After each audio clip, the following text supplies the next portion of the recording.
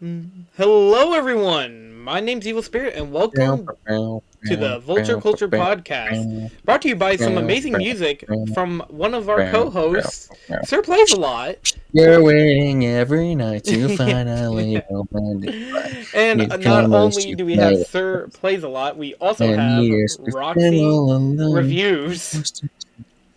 Right before we recorded this, I told them about the Springtrap pregnancy. And I thing really from the wish you FNAF. did not. I really wish you I wish didn't. you didn't. I wish I could have I died wish happy. I had sleep. Oh, what a great I start think to I'm this. gonna lose sleep anyway since I still have my marathon we're doing. You're gonna have a nightmare before about getting recording pregnant this. with a Springtrap fetus. No! Sorry. I think at that point I would just shoot myself. That point, I'd. Well, Damn. I mean, to be fair, that like story ends with the guy giving himself a C-section, and then like the Springtrap fetus crawls out. What? This is the And, first episode. We're gonna there's- get fucking age restricted. Oh, what has FNAF become? So, if you guys couldn't tell by you know what? It was actually Scott's way of apologizing for giving money to an anti-LGBTQ plus politician. He wanted to show how supportive he was of men getting pregnant. Oh my god, what a way to do it! Alright, so if you couldn't tell by the title of this episode and whatever the fuck Roxy just said and the beatboxing done by Sir Plays a Lot, today we are talking about the first 4 Five Nights at Freddy's game. Now, originally, last episode, and I think the episode beforehand, well, no, I don't think the episode beforehand, I don't think in the Crash episode I said it, but we said that we were going to do the very first Five Nights at Freddy's, but Roxy actually came up with an idea where we just review Five Nights at Freddy's 1 through 4, and then the next time we go back to the world of FNAF, we talk about World through UCN, which I bet you all are real excited to hear what I have to say about FNAF World. But that's neither here nor there. But before we get We're into gonna that, call Psychic and Fredbear. before we get into this episode, I just want to ask you two, how are you guys doing today? Well, I was good until I learned about the fucking Springtrap pregnancy thing. You know what? That's valid. Roxy, how are you? You're welcome. Yeah. I'm doing really well. I drew a new profile picture today. Yeah, and believe it or not, that's going to be that profile picture is going to be in the thumbnail for this episode. Yay! So, Yay. And highlighter now. anyways, so yeah, we're going to be talking about the first 4 Five Nights at Freddy's. Actually, well, you know what? I won't do the Wikipedia reads until we get into Five Nights at Freddy's 1 through 4. Which, by the way, there will be timestamps down below for which game we are specifically talking about. It's weird. We done a big compilation last week for our top 10 favorite video games, and now we're doing another one for FNAF. Hopefully, we'll break out of that with Sir Plays a Lot's Stranger Things episode or season review. and then we just talk about like each episode for an hour. Yeah, that episode was crazy. Wait, what time is it? It's fucking 4 a.m. I just want to remind you, make sure to change the title and the thumbnail from best to favorite. Okay, yes, I should. Yeah, I will do that because our top 10. I don't want people to get the wrong idea. All right, that's good. That's a good idea. Oh, wow, a last edit change in the middle of an... Okay, so before we get into this episode of talking about the very first Five Nights at Freddy's, I want to ask everybody who is in this call, so the host and, whatever, what is your guys' experience with Five Nights at Freddy's? We will start with RoxyReviews, then Sir Plays a Lot, then myself. So, Roxy, you have the floor. So I was first introduced to it in elementary school. Like one of my classmates was like, "Yo, have you heard of this game called like Five Nights at Freddy's?" And I was like, "No," because my parents never let me watch YouTube.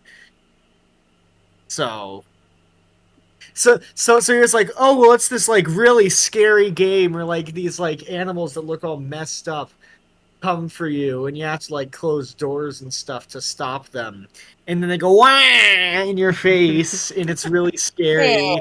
So they're like Waluigi. Yeah, exactly.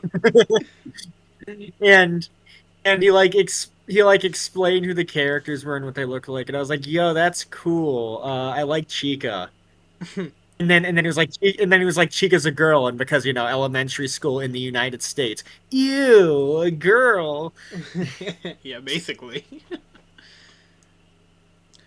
um. Well, I had some character development. um. Do you remember what game was coming out around that time? Like which FNAF game was coming out around that time, or do you not recall? It was I think it was like right after Markiplier played the first one. Hmm. All 'Cause right. let me think about it. Let me think. Wait, let me think about it. 2014. So I would be 8 years old. Is that second grade? I think I think that's correct. Yeah. Well, Yeah. Okay. yeah, because 4 year in preschool, And uh, then like and then like some kindergarten. other and then like this family my mom is friends with, and No, you like mean third grade. I was Sorry. and I was and then and then this family that my family was friends with. Well, I think my mom is still friends with them. I don't like know that. I don't really talk to like I guess their children anymore. But I mean, I uh I was a year older than the oldest one of them, but they had the game. We were like, "Yo, you got to check out this game," and I was like, "Oh my God, it's that game I was told about. That's apparently really scary." Hmm. So we played it, and I was like, "Yo, that's really scary." I mean, it is. Yeah, But this yeah, game. so like that was sort of our thing is that we liked playing and talking about those games. Hmm. Well, that's But very. I never owned any of them myself until a couple years ago. Mm. Um. All right. Well, that's awesome. So, Sirsplaysalot, what's your experience with Five Nights at Freddy's? Like your very first experience, I guess. It's the The question. first time I can't remember when specifically, but I was just scrolling through YouTube one day on my dad's iPad, and suddenly, I don't know when specifically, but I clicked on this video like Five Nights at Freddy's. It's like an animated music video that had the Living Tombstone song I was beatboxing earlier. Oh, Hmm. I'm not gonna lie. For some reason, I thought you were gonna say like the this attraction is great. So many guards I can raid. Hmm. And no, it's not that. But yeah, I didn't look deeper into what it was. Like, of course, eventually play the games on my phone that I would get later. I was like, man, yeah, I was basically on the ride for FNAF since then. Up until like I think Sister Location. Hmm. Sometime after that, where I kind of lost interest. Then I didn't get back into interest like fully until I think the Scrimbus McDing, no Scrimbus, whatever his name is, Uh, VHS videos, Hmm. which actually got me into a little bit into analog horror and FNAF. Yeah. We're not playing the games, more into the lore. Hmm. Oh. Because I mainly just, I Okay. really don't care about playing the games. I just follow the lore and the The music and story. fan art. Hmm. Yeah. Valid. All right. Well. now that I think about it, I wonder if FNAF was my like furry canon event. Mhm. I don't know. Um. Well. Okay. My experience with FNAF One, or the Five Nights at Freddy's series as a whole, was I watched Markiplier play it. I watched game series videos on it. Um. And then around that time, my earliest memory of Five Nights at Freddy's as a whole was the third game, FNAF 3, was coming out for like this was like the first time I played these games on my tablet. I had like a little RC tablet thing. I can't remember what it's called. RCA or RCN. I can't remember. It's between those two. And I played it on my tablet, and like I used to be really good at FNAF 2. I used to be kind of good at FNAF 1, not to the same extent.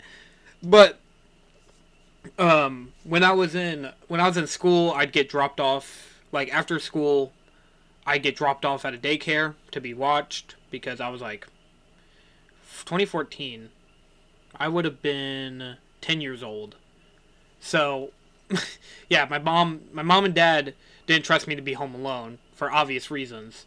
So, we had like a local daycare I go to. There's kids my age that were there, and we would be playing on the tablets. We'd be we'd be trying to see how far we can get. But what I remember is whenever my dad got a shop, it was a place called we just called it the shop, and we started going there. I started going there after school, while my sister kept going to daycare. Um, and I remember watching the trailer for Five Nights at Freddy's 3, and then basically me and my friend who also went to the same place because his dad worked with my dad, we watched the FNAF 3 trailer, and there was like that's whenever I started like digging into scottgames.com, which I think is now defunct, ain't it? Or is it still up? Is that still up? Let me look. I think it's defunct now. scottgames.com. I think it's defunct now, but yeah, it's gone. I'm not really shocked, but whatever. But yeah, Five Nights at Freddy's 3 was like the game where that was like my most hyped video game, and I hated it. But well, that's neither here nor there, guys. That's neither here nor there. But yeah, that was my kind of early onset to the world of Five Nights at Freddy's. So now that we got that out of the way, do we get Squimpus McGrimbus? That was his name. Got it. All right. Well, are you ready, kids, to dive into the world of Five Nights at Freddy's? Oh yeah, and by the way, before anybody comments, yes, we know. Know what? About that. Know about what? With that whole thing with that guy. I never really watched this stuff, but didn't that guy turn out to be like really bad or something? Which once again, that's not like that doesn't mean anything for Sirsplaysalot. He didn't know that. Oh, the audio guy. It was before he came revealed to be Oh. The Squimbus McGrimbus. Oh. I mean, to be fair, one of the YouTubers I watched play through Five Nights at Freddy's was Popular MMOs. We all know how well that turned out. Wait, is that the channel that makes the fucking Minecraft animations? No, it was the one that did like the Minecraft Lucky Block challenges, and it turns out like the guy abused his wife or something like that. I don't remember fully the drama, but I just remember, yeah, he did not age well. But anyways, off YouTube drama. So let's dive into the world of Five Nights at Freddy's, which Five Nights at Freddy's, the Wikipedia says, Five Nights at Freddy's is a 2014 point-and-click survival horror game developed and published by Scott Cawthon. The game controls Mike Schmidt, a security guard at a family pizzeria. Schmidt must complete his shifts while avoiding the homicidal animatronics that wander around the restaurant at night. The player has access to security cameras to monitor the animatronics throughout the shift, and a set of sealed doors that can lock out the characters. Using the cameras and door consumes the player's limited electricity, draining all of the power, causing these tools to become inoperable. If the player fails to keep the animatronics out of the office, they will be jump scared and experience a game over. So there's Is homicidal even the right word? Because that would imply that they're killing the same thing. Like, it'd be like killing your own species, right? Because of the homo part? I mean, I would think, but I think they don't in FNAF 1, weren't they always like they did always go after people like just during the night, never during the day? Yeah, during the night, because they think you're a ectoskeleton without their costume. Yeah, I mean, no, that's why they want to stuff you in a suit. I just meant would homicidal be the right word, because it literally starts with HOMO, which once again would imply that you're killing a species, another being of the same species. I don't know, but anyhow, Five Nights at Freddy's 1, which is considered by some people, and I think even by many, to be one of the best FNAF games out of the entire series. I mean, I'm not shocked. That would be a shame if it peaked with its first outing. I mean, I don't know, Roxy. You gave Crash Bandicoot a 10 out of 10. So, I mean, yeah, but then I said Crash 2 is better.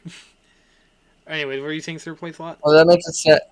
that also makes it sad if it peaked with its second game. Well, okay, That's like how do these Shrek peaked with its second movie. what do these people think FNAF is? Jurassic Park? Anyways, so I guess we will get into what do you guys want to talk about first?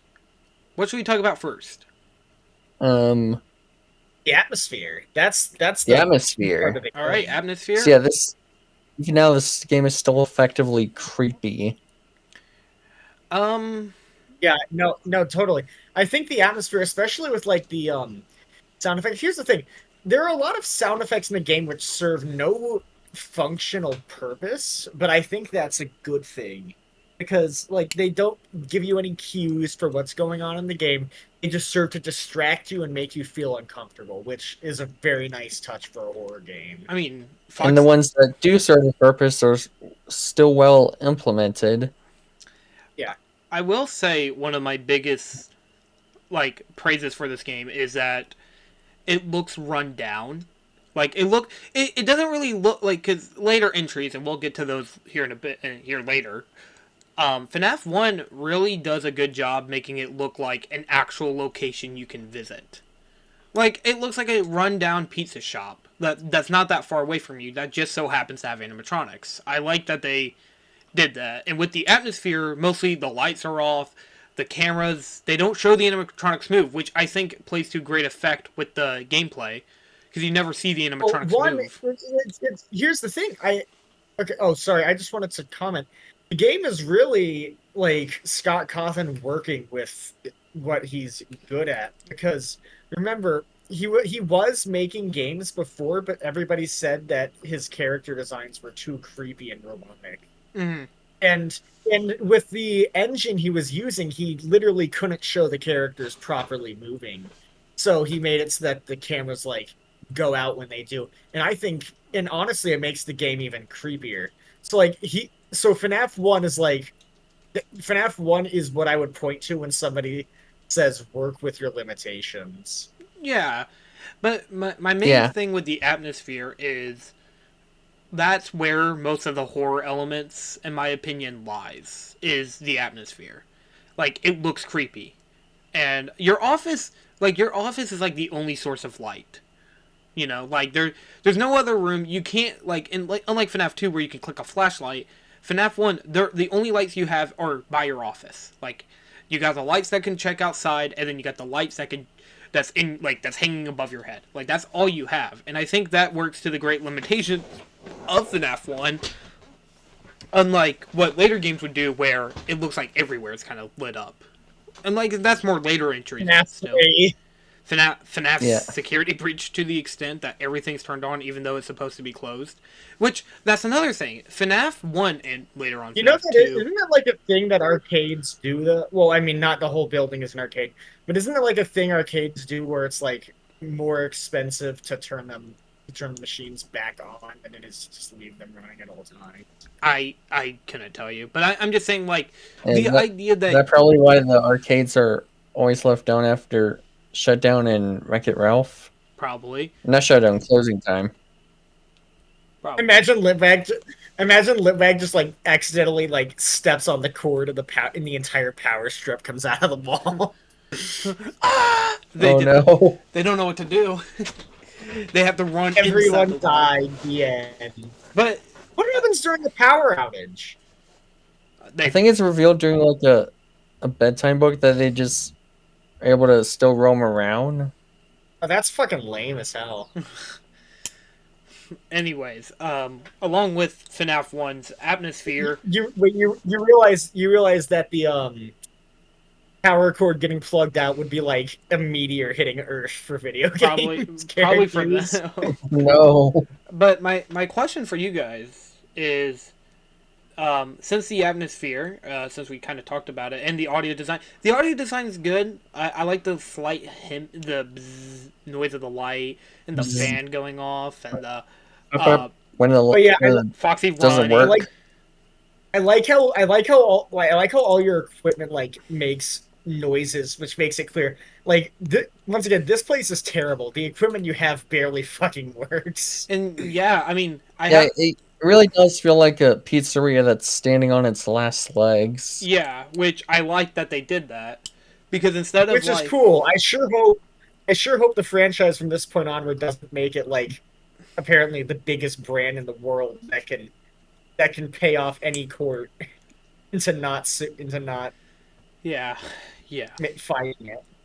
Along with that, I guess we shall talk about uh, the next big thing about this game.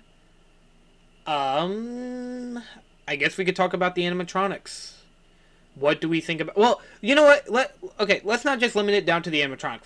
Let's talk about the characters because there's one other character that we'll talk about here later. But right now, let's talk about the main core four: Freddy, Bonnie, Chica, Foxy. Should we talk about them in a specific order?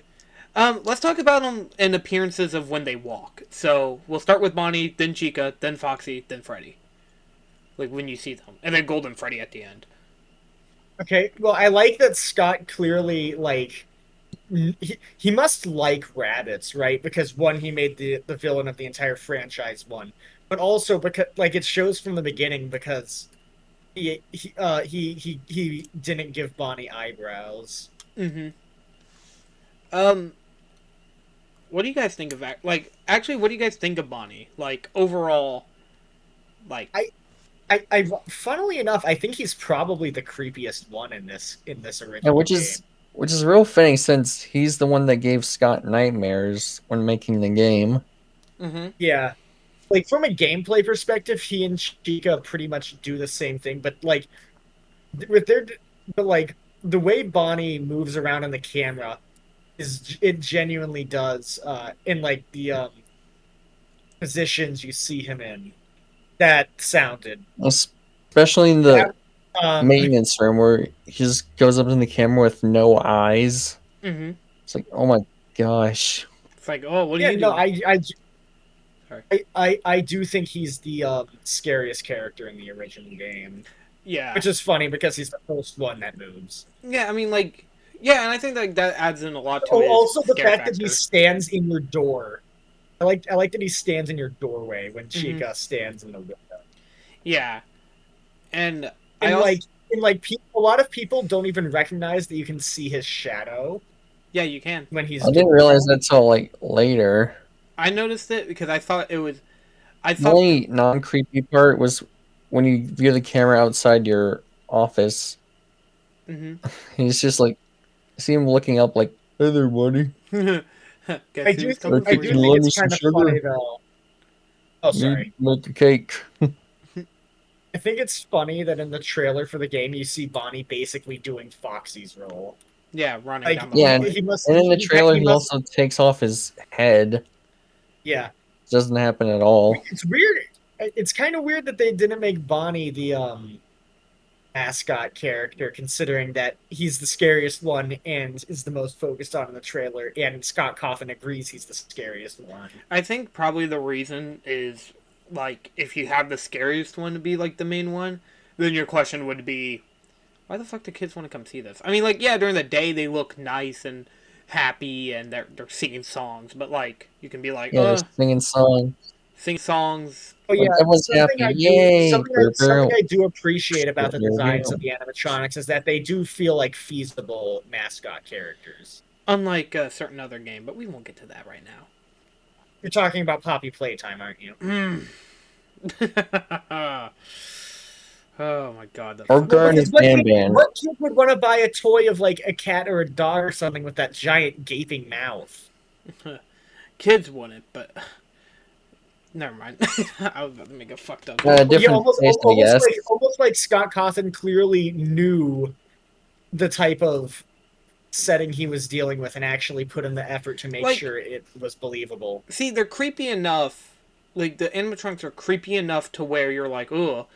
But they're like realistically, you know, any kid would be like, "Mommy, let's go up close and see them." You know, it's like I want to see them sing. Oh, and evidently it was correct because like a lot of people buy merchandise and draw fan art of these characters. Well, not only So like the designs are great in a horror setting, but they're also appealing in other situations. well, like a lot of people compare them to like the Chuck E. Cheese animatronics, and I agree with that. Like as someone who has went to Chuck E. Cheese a few times in my life, I have seen the animatronics Yeah, I perform. went to Chuck E. Cheese before. Yeah, and like you can Good can old you time.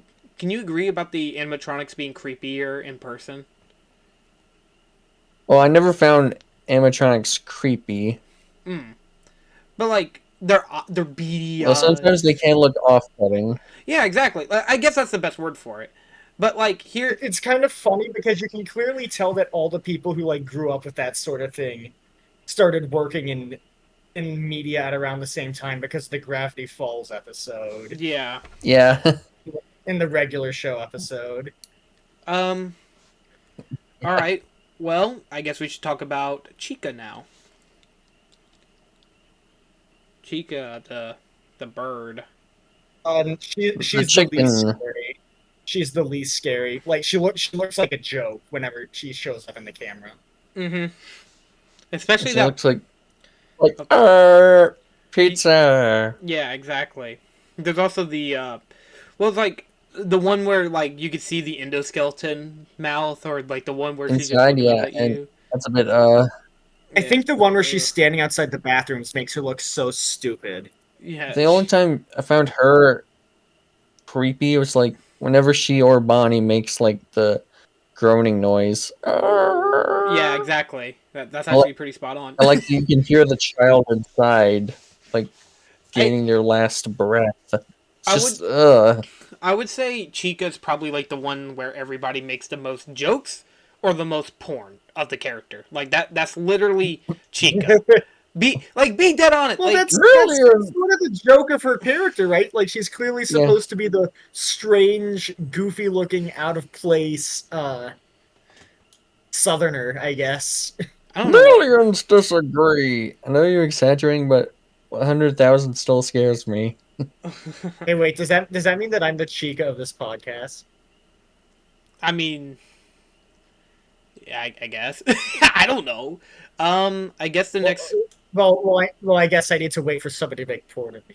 no, no. But yeah, Hey, Chica isn't really hey, that if you have, scary. Well, if, it's, any, for, if Oh it's wait, only hold on. while The anybody main watching, mechanic. The main mechanic. The okay. kitchen.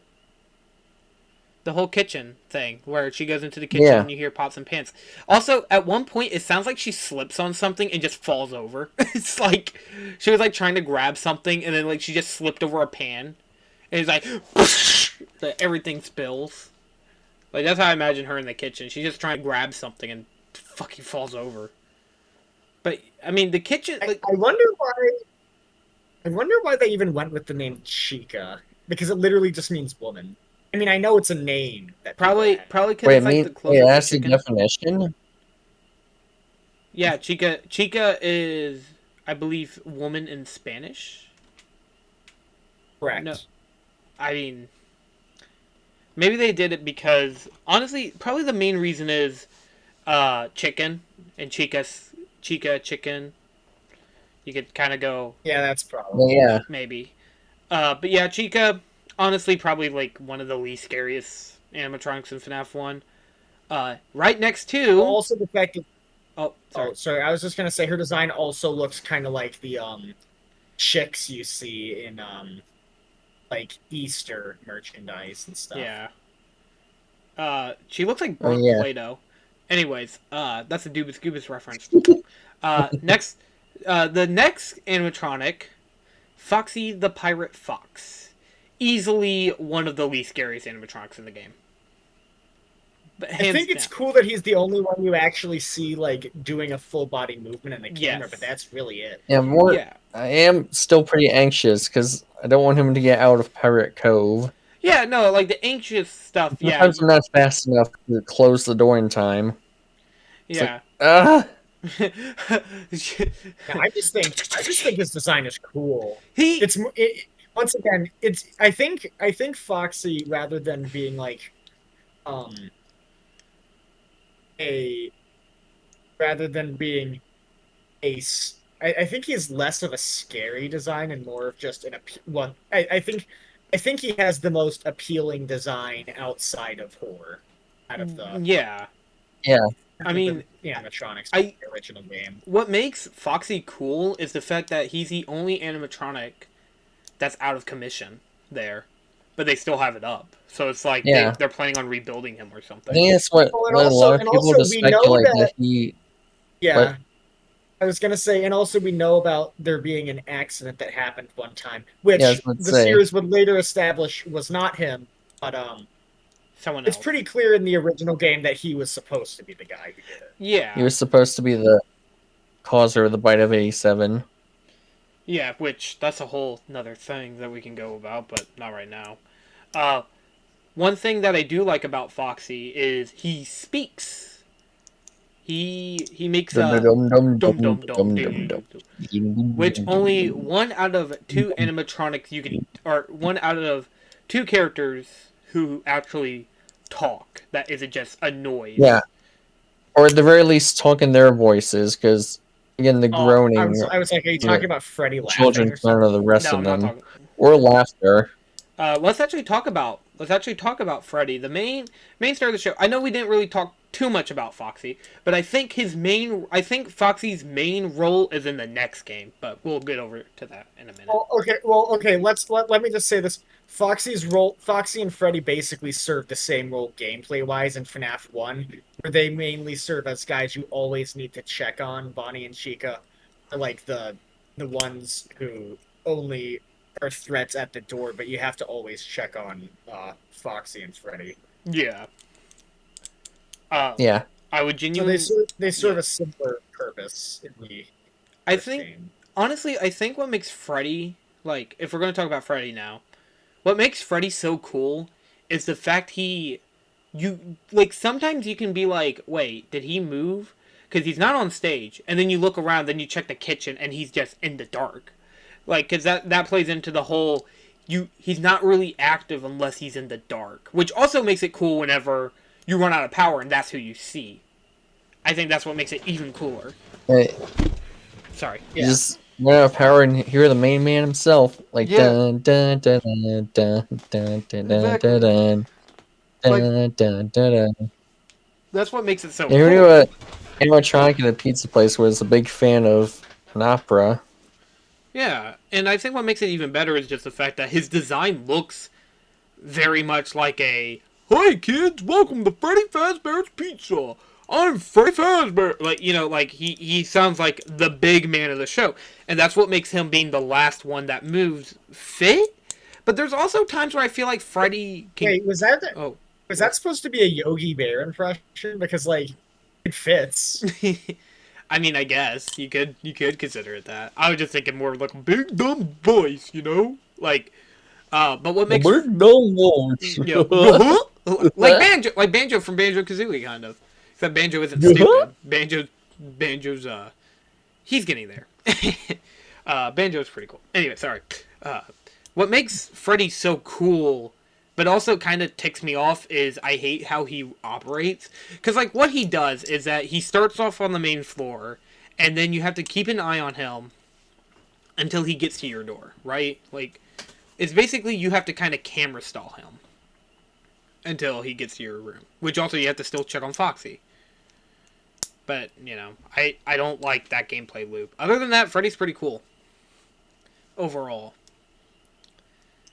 Anybody else has anything to say about good old Freddy? Oh, I just wanted to say, out of the well, I guess there's also Golden Freddy, isn't there? Yeah. We'll talk about Golden Freddy here in a minute. I was gonna ask, out of the four in the original game, which one is your favorite and why? Um, Foxy, he's awesome. He's an awesome boy. I'm actually kind of surprised you didn't say Bonnie. mm, Yeah, because my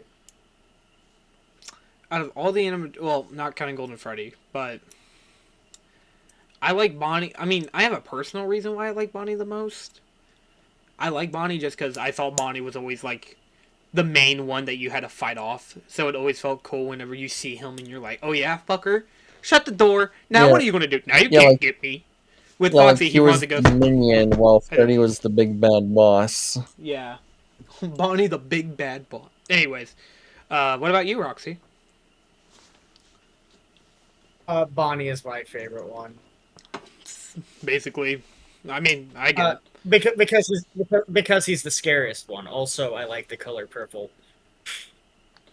Bonnie's blue. I think the purple was actually a common misconception because it was actually blue, Dark blue, really dark blue. a dark blue, but the lighting in the trailer made it so that he looked purple. Thus, the Gary's mod models came in and they all had him purple. Oh my god, those awful character models that Ugh. don't even fucking look like the characters. Yeah. Well, the original ones, which To be Yeah. fair, Those Gmod models that like the ones in Die in a Fire.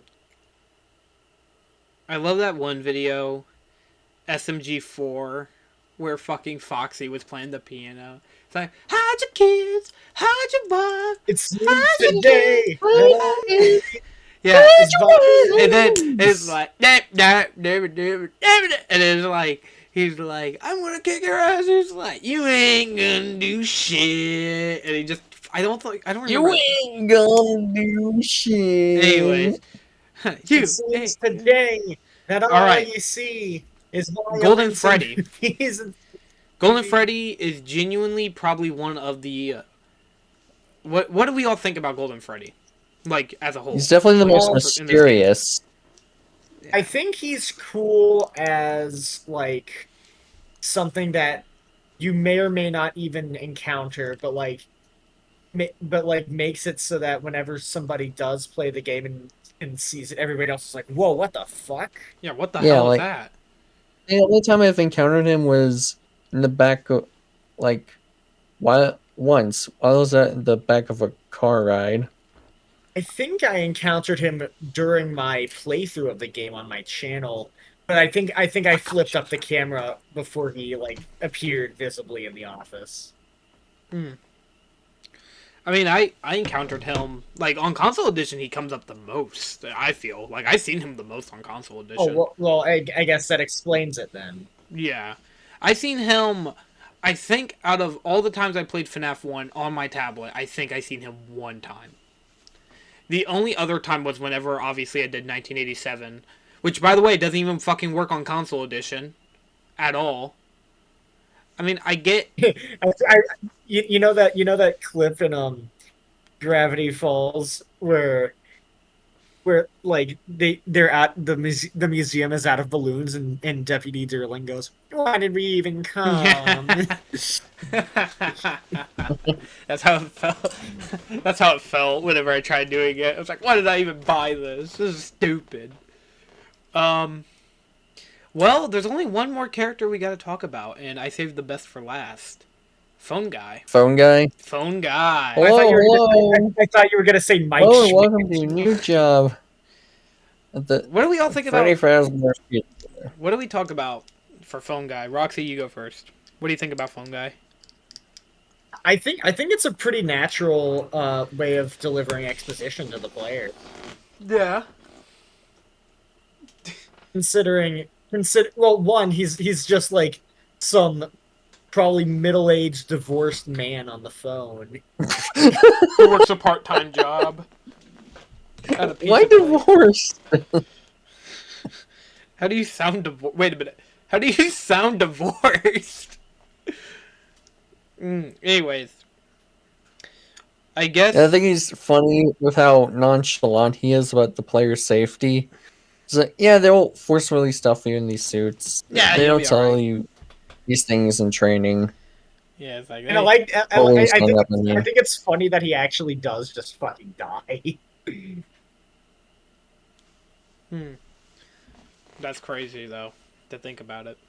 If you think about it, like, I And mean... I kind of like that there's not really a phone call on the final night, which, by the way, is a great way of making it feel more intense, because on all the other nights you had like this guy talking to you to help, I guess, keep Yeah. you company. Meanwhile, And night now- 5 is just And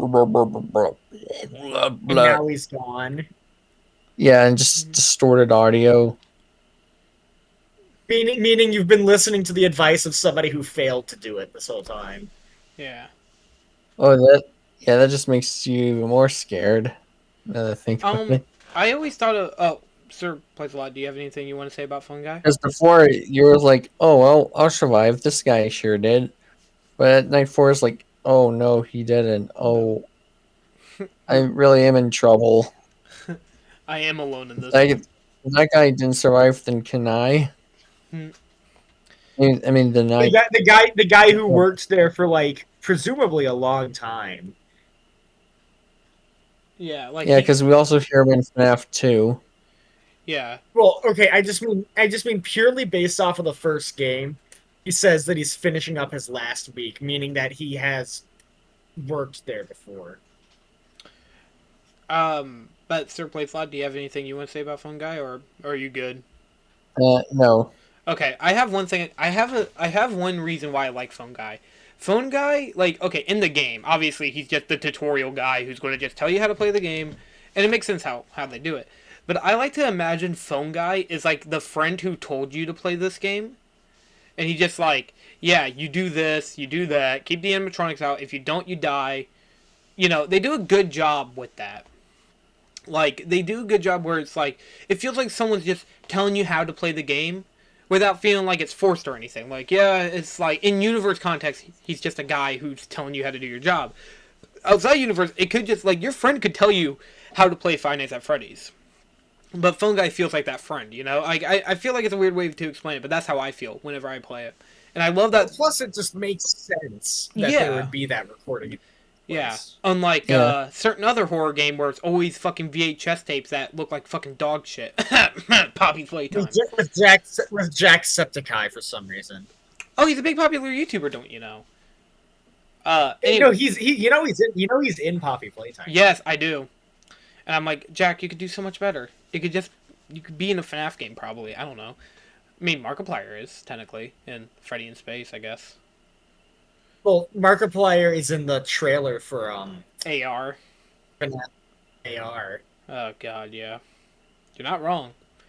All right. Well, that goes through all the characters. Let's talk about the gameplay. We'll start with Roxy, Sirsplaysalot, me, and then we can discuss it like during who's talking. So let's talk about the gameplay. 14 minutes. I think I think the gameplay functions for what it is. It's not like the most replayable game or anything because once you fully understand how the game works, you're never going to die. But while you're learning it, it's very good. Sirsplaysalot. Yeah, it's pretty good.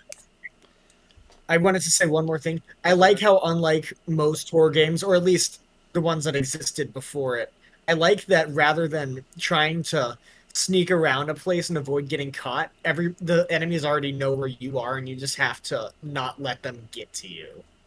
I think that's a cool twist on what horror games do. Yeah. Well, since Sirsplaysalot, do you have anything you want to add to your statement? That's No, it's a pretty. It's It's a pretty good game. Like I actually feels like fair. Like whenever I die, it's more like my fault. Except when like the light jams. I don't know why that happens sometimes. It normally just means that you didn't get them in time. Right? Like, that's the whole reason. It's like you didn't get to them in time. And Yeah. they jump scare you? Yeah. Oh, wait. Yeah. You mean when the door and lights stop working? That means that they've entered the room. Oh. Yeah, no, that's just a straight up gameplay mechanic.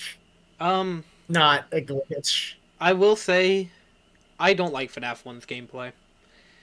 Unlike later entries, I don't think FNAF 1's gameplay is, like, horrible or it's the worst gameplay mechanic ever.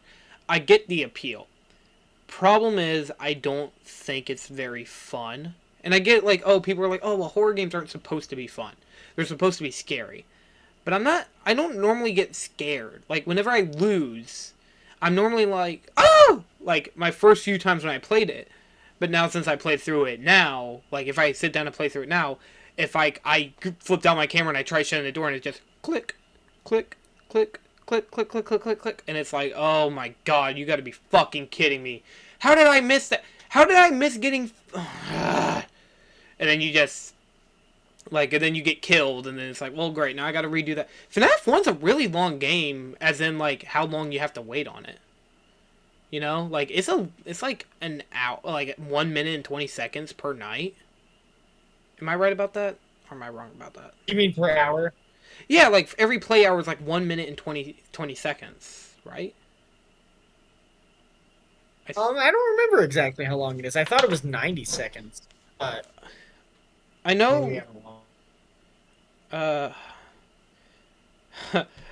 how long is an hour in FNAF 1?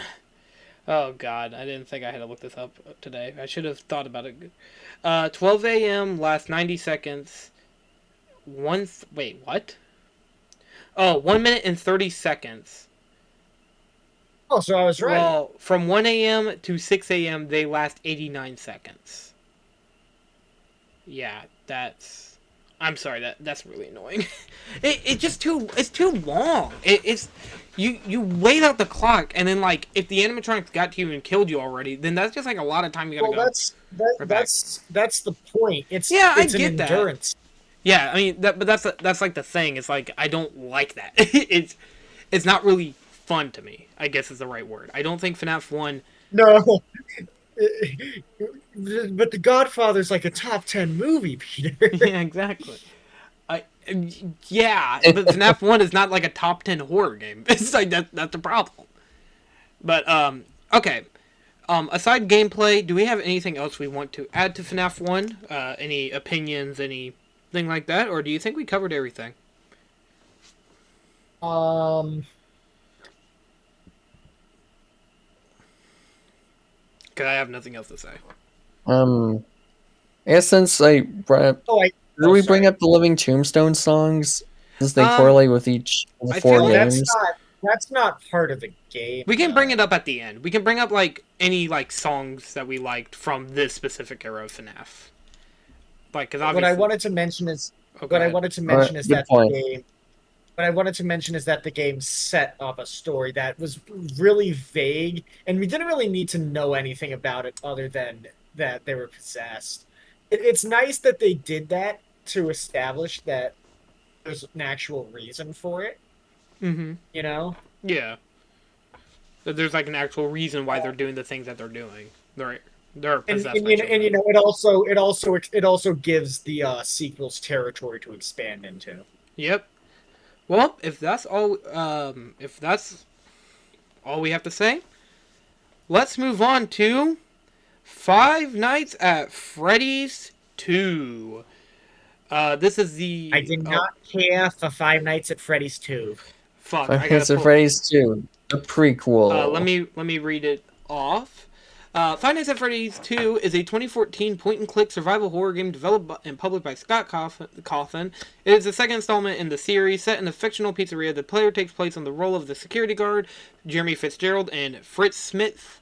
Defending themselves from the restaurant's hostile animatronic mascots, the player cannot leave their office but has access to flashlight and security cameras throughout the restaurant to monitor animatronic activities. Wearing a mask that looks like one of the animatronics allows the player to avoid being detected in most cases, though some animatronics are repelled via other methods. If the player is detected, they will get jump scared and experience a game over. As the game progresses, Atari minigames and phone calls provide insight into the history of the restaurant. So, that is the Wikipedia definition of Five Nights at Freddy's 2 that I read off. So, Down. Let's begin. well, with Five Nights at I think we already Freddy's... started. It's good. With Five Nights at Freddy's 2 being released, we don't have to go over our experience with Five Nights at Freddy's 2, because, I mean, we already talked about getting into the series, so let's just jump right into atmosphere. How do we feel about the atmosphere of Five Nights at Freddy's 2? It's not as strong. It's a little lighter. Yeah. I mean, there's still a lot of tensions now that there's more animatronics, plus the puppet box. The music I've box, said it before, and I still believe this. I don't think FNAF 2 functions as well as a horror game. It's more of a challenge game. But like the horror, like the subtle atmosphere and tension of the original is just gone and replaced with, I guess, What? More animatronics. Insa- just insanity. Mm-hmm. Um, I like the atmosphere of FNAF 2. Believe it or not, I mean, horror-wise, it's way too bright. But I think what makes this game more cool in the atmosphere department is it's bigger and you get to see more of the pizzeria. Cause like with FNAF 1, It's bigger. it's It's better. better. Better. But It's stronger too. He's the first member oh of the my god, Dick JK Anchor! crew. But what makes this It's more too interesting much for Jerry Fitzgerald. is the one big thing I like about FNAF 2's location is the fact that you can see multiple party rooms, which is nice. So you can see like where the kids would be. Like I mean, this feels more like because honestly, a lot of people thought FNAF 2 was just a genuine like continuation of FNAF 1. Hence why there's the withered animatronics. Hence why there is like new and renewed animatronics. Um, to an extent. There's some like new. There's more party rooms. There's more of all these other locations, like other like locations of the pizza place. There's a playroom. There's a prize counter, the stage, all that stuff. And I like that I like that idea that FNAF 2 is a sequel, not a prequel, even though obviously it's mostly pointing out that FNAF 2 takes place before FNAF 1. So yeah, you can get mad about that. Because I did. Because whenever I found out that FNAF 2 was a genuine prequel, my only question was, if they had this money for, like, to build a big pizzeria like this, what the fuck happened? And then I remembered all the lawsuits and stuff that happened. But anyways, I like the atmosphere. I like most of the rooms. Also, I love how parts and service you can't see without turning on the flashlights. And when you do, you just see Bonnie just dead in the corner. And then you're just like, oh, this is just a scrap room. But then later on, it's turned out to be different. Okay. Now I want to ask you guys, we're going to go in sections with the animatronics in this one. The toy animatronics, Are we going to talk about the pairs? we're going to talk about them as like what category they're in. So we got the toys, Yeah. the wizards, and then we got the misfits. And we'll talk about the misfits. And I'll bring up who they are. So the toys are Toy Bonnie, Toy Chica, Toy Freddy, and Mangled. Those are like the main toy animatronics. What do we think about the toy animatronics? Foxy, we'll start with you. Did you just say Foxy? Did you say Foxy? Roxy will talk. Sorry, my bad. I was trying so hard not to say Toy Foxy because it's Mangled. But okay, go ahead. The toy designs are odd to me. Like, Toy Freddy is whatever. Like, he looks like somebody tried to recreate the same character. But the other ones look different. Well, obvious, fucking Mangle, obviously. But, Mm-hmm. Toy Bonnie looks more like a clown, I guess, than he did before. Toy Chica and Mangle is like Foxy's trans? Or something like that. I don't know. Yeah, they really did and also Mangle and also a extremely- spider. Like they made Foxy extremely feminine. They're trying to like say, yes, this is Toy Foxy, which they never really say it's Toy Foxy. They always just call it Mangle. Like, I wonder why Scott decided to do that, like as a creative choice, to make it so that that version of Foxy was more like, I guess, a drag queen. I'm guessing the reasoning was probably just to keep fitting with the aesthetic that the other characters have, and maybe thinking you couldn't see the rosy cheeks as well if it was on a red fox than it would be on a white one. Because Foxy, because Foxy as a character is just like red. Well, I guess also Chica, because Foxy and Chica in the original game just don't fit with the theme of the restaurant. Mm-hmm. So they had to obviously change it up a lot. So my guess was it was like, well, if you were like rebranding yourself as like, oh, we're a new pizzeria, because there obviously had to have been a Freddy Fazbear Pizza that was before this one, because that's where all the withered animatronics came from. And the whole idea of it was, like, oh, we're making them new and improved. They probably thought Foxy couldn't work. So that's my theory, is that Well, Foxy just couldn't. and also the Foxy robot was said to be like too twitchy or whatever. Like, Yeah. so clearly it was messed up or deemed too scary. So they thought. So I guess they thought they needed to just completely overhaul the design. Which, yeah. Sirsplaysalot, what do you have to say about the toys? Or unless you're not done, Roxy. And I guess just like, I don't know, shoot Foxy with the breastinator. Go ahead, Sirsplaysalot. Yeah, it makes sense that, given the context that there was another one before this, that another restaurant. I mean, Mm-hmm. it would make sense where they're changed the designs to be more, I guess, family friendly would be the term. Yeah. Hence the rosy cheeks and more softer looking designs. Mm-hmm.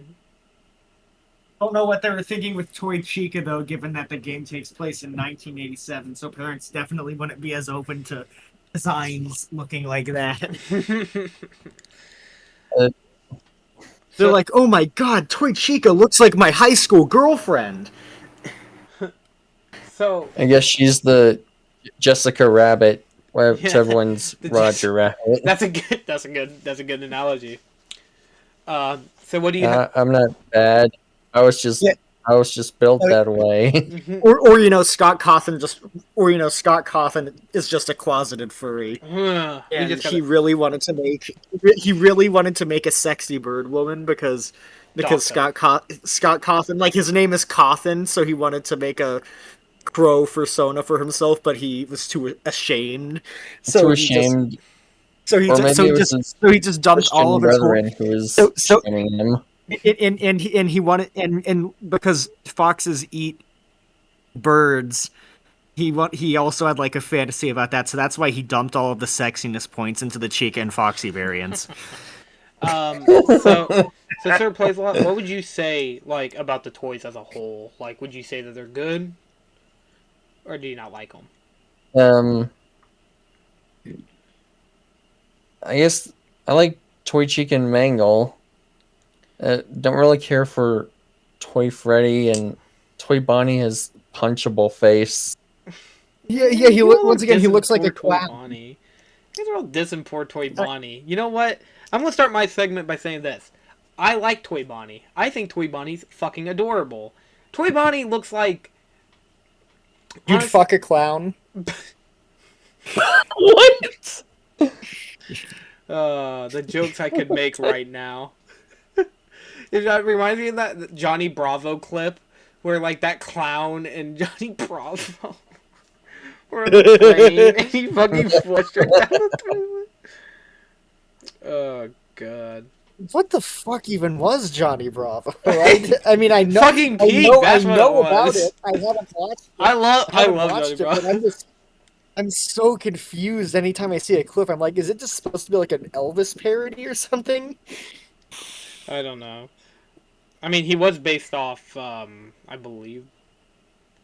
I mean, many people say Elvis, and I do agree, but... Okay, I'm not... let me just look it up real quick, because... Johnny Bravo Origins. But, sorry, Sirsplaysalot. If you do have anything else you want to say about the toy animatronic, go right ahead. Oh, sorry. Oh, sorry, Sirsplaysalot, sorry, you go talk first. Let's... I think we haven't discussed Mangle yet, who's definitely the most unique of the bunch. Mm-hmm. That gif. Yeah. But yeah, Mangle, really cool to have one, like, all meshed up, because, they all gave up at trying to fix her every day. Mm-hmm. And ever, like, climbing the walls like some sort of spider or snake through the treetops. Like, and especially with they never explain what the other head is for. Like, is it a parrot? Is it a foxy pup ventriloquist? Like, who knows? I do still wonder because like I don't Is it a even part? think Is it a part of a different robot entirely? I wonder because like you bring up a good point about that because they still haven't like even whenever they showed off Funtime Foxy like they that was just a completely different character that wasn't even Mangle. Like they were like, yeah, this is what Mangle looked like beforehand, and you're like, oh Oh, well, really? the And then one. they're like, ah, no, Well, actually, no, it's a different. is No, it? it's a different. The Funtime Foxy, its sister location, is clearly like a different robot Yeah, of no, the no, same character. I know, but like they introduced But them in a FNAF but the one world, in but the one in the one in FNAF world, however, does I think is supposed to be Mangle. I guess. That also, by the way, real quick, he Johnny Bravo is loosely based off Elvis Presley and James Dean. So my Who's favorite James Dean? James Dean was a famous American singer back in the 1940s. So we forgot to mention it, And oh, sorry, and I just wanted to say he was it. a famous actor So, back in the oh, sorry. 1930s. Sorry, continue, Roxy. Sorry, I just wanted to bring that up. So we forgot to we haven't mentioned it so far, and I just want to bring up. I think it's so weird to me. It's so weird to me that like Toy Chica has like a normal design, but then like when she leaves the stage, she takes off her eyes and beak. Like I know Scott Cawthon said it made her scarier, but to me she just looks like a fucking emoji. She does look like an emoji. I mean, I don't think she's really scary. I think Toy Chica is more terrifying with the beak. Well, probably without. Like, if she just kept the beak. But you know what? No, she is scarier without the beak because it reminds me of T.J. Miller in the Oh Emoji God, Movie. no, not T.J. Miller. All right. So my opinions about the toy's design. Toy Bonnie. I think Toy Bonnie looks more hillbilly. Like, looks more like a hillbilly, and I think that works for what I think, like what they were trying to go with. Because aside Rockstar Bonnie, like my whole perception was they were supposed to be like the goofy character, like the oh yuck, hi there, Freddy, how are you doing today? You know, like that's how I always pictured it. And then of course when we heard Rockstar Bonnie's voice in UCN, it sounds more like fucking Frank Sinatra, like I'm so blue, I'm coming for you. Like it's so weird. Like why in the world would you ever do that? Like I mean I don't know. I mean, I guess what makes me like Toy Bonnie more than I think I like Toy Bonnie more than original Bonnie is the fact that like it fits. It fits like the whole aesthetic. Every animatronic, like all the toy animatronics fit that aesthetic. Aside really Toy Chica because Toy Chica when they leave the stage, they don't look the same. Bonnie always looks the same. And I think what makes it even better is the fact that all the animatronics have like a dead eye stare. Like you look into their eyes, you know, it's like you don't get much. But when I Bonnie, just remembered. oh, go Oh ahead. no. I just remembered this fucking YouTube thumbnail. This is Jacksepticeye's second most popular video. Yeah. Last Oh time I God, I checked, know. and Oh, it says the that. thumbnail. Ugh. But yeah, no. Toy Bonnie is easily many people's punching bag, but I like Toy Bonnie. As for Toy Freddy just looks really silly. I just don't really think Toy Freddy's all that. He looks Really. like someone His who would play Fortnite. also, oh my God, Fortnite. They made him a gamer in UCN. What makes it even worse is the fucking jump scare. It looks so stupid. Like Toy Freddy's jump scare is fucking stupid. Aside from Toy Chica and Mangle, the Well, jump scares from Bonnie and Freddy are just so Yeah, silly exactly. looking. Toy Bonnie. a lot of the jump scares in FNAF 2 are just the character diving towards you. I mean, like, hold on. Well, we'll talk about the other characters, but like, Toy Bonnie And is cool whenever they do it oh, because sorry. like you never expect it. Same with the puppet. Fucking isn't Chica? Does Chica also dive at you? Yeah, Chica also dives at you. Mangle Yeah. swings. No, Toy Freddy fucking sticks his tongue out like a fucking dog. Withered Chica jumps out of your fucking dick for some reason. No, I meant Toy Chica, not Withered Chica. We'll talk about the Wizards later. But yeah, that's just my opinion on the toys. I think they all look cool. Toy Freddy and Toy Chica are my least favorites. Mangle's cool because like there's two ways how you can get rid of Mangle. Did anybody else know that? There's two ways you can get rid of them. You can flash the light at them, or you can put on the mask. I think that's cool, especially if you don't know it. Because many people Like I saw some people struggle with Mangle because they flash the light at them and then they escape. They leave the hallway. But when they're in the vent, they don't know what to do. They're like they try flashing the vent light and it doesn't work. I thought that was funny. But anyways, okay. Oh yeah. Oh, On the topic of go ahead. Mangle, I like the police scanner. Yeah. Oh yeah. Yeah. I love the radio too. That's just a nice little touch. All right. Let's talk about the wizard animatronics. Roxy, go right ahead. Oh, their designs are with the exception of Mangle, whose design is absolutely fantastic. I think the withered characters have much better designs. I liked it. I liked it. So people were all like, when they played the FNAF 2, a lot of people were like, "Oh, so they're just supposed to be like broken versions of the original animatronics." And I'm like, "Nah, If you look at the details, they're actually completely different designs, which is nice which in establishing FNAF 2 as a prequel." That's actually yeah, because doesn't Toy Bonnie have? Doesn't Wither Bonnie have buttons on his stomach? Yes, he also has just a Yeah. completely different body shape. Damn. Yeah, you're right. Yeah, I never even noticed that before. Wow, that's actually And Chica's mouth is a bit more elongated than the first games too. Well, and like Withered Foxy's face like looks completely different than in the first game. yeah. Yeah. Wow. That. The design of Withered Chica wouldn't even be able to work with the animatronic model because her jaw was never across her entire face. Mm-hmm. Yeah. I didn't even think about that. Yeah. Nice attention to detail, Scott. And thanks for pointing that out to us, Roxy. It's crazy to think about. I will say, I think it. I like the designs of.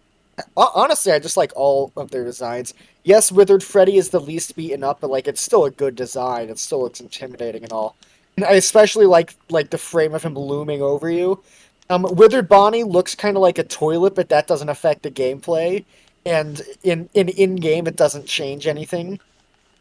I like his jump scare animation. Always reminded me of Darth Vader for some reason.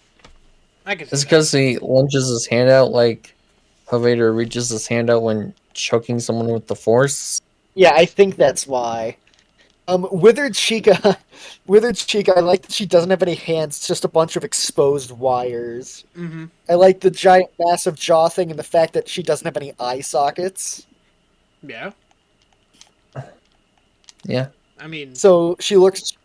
Oops, sorry. Go ahead. Yeah, so she looks weird, but like once again in a good way. And Withered Foxy, it's just a cool design. It takes like the appealing design he had in the first game, and I guess just makes his face more like a fox. Yeah, I see what you mean. Definitely. When I say more appealing, I mean like more appealing than the other characters in a non-horror context. Yeah. That's what I meant. Yeah. Okay. Sirsplaysalot. What do you have to say about the wizards? And they're cool. Whether Freddy, I don't give a shit about. Never have, never will. Damn. But why'd you say Wither Bonnie looks like a toilet? They kind of do. I mean, like, look, like, okay. You know what? Actually, hold on, Roxy. Do you have? Yeah, because he only has a jaw. His face is like a caved out hole, so his jaw sticking out makes it shaped like a toilet. It makes his head shaped like a toilet. Here, hold on. I'm gonna send a picture in the chat because literally it is fucking hilarious. You're gonna send the picture of the Withered Bonnie toilet? Yes. Like. Beat you to it. Hold on, I'm sending it in the chat. Sorry. Oh my god. Oh, did you do it? Yeah. Now do you see what I mean? Yeah, I see it. It's peak. It's peak. Do you think he likes being sit on? Oh, definitely. He loves it. I mean, that's not my thing, but whatever floats your you boat. do, Bonnie. I don't think that would be very comfortable given the teeth, and I'm pretty sure you would get arrested.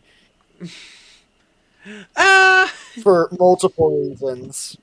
Yeah, Yeah, true. the Anyways, anything? Oh, continue, Sirsplaysalot. Sorry that we went on a side tangent there. no, it's fine. See, Withered Foxy looks a bit chunky, and Withered Chica actually looks scary compared to her original game version. Mm-hmm. Versus the original FNAF. I mean, I Yeah. agree. All right. I'm gonna just go real quick on this.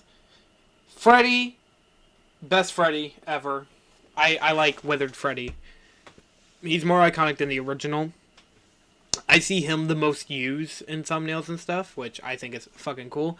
His jump scares sucks ass. I don't know why in the world this game has like really shitty Freddy jump scares. Ow! I hurt my fucking thumb. He just bites the air twice. He goes nom, nom, nom, nom, nom, nom, and then you're dead. Wait, okay, Sirsplaysalot, that GIF you sent, I find it so funny. I see people. I guess Caroline's gonna have to edit it in, but that GIF you sent is just really funny to me because people are like, "Ooh, look, FNAF can be scary. FNAF can be for kids," and I'm like, "Who the fuck's wearing that costume? E.T." Yeah. With how far apart the eyes are. Yeah. Oh god. It's the withered Chica design. Anyhow. Yeah, the Withered animatronics are cool. Yeah, the wither. Oh, sorry.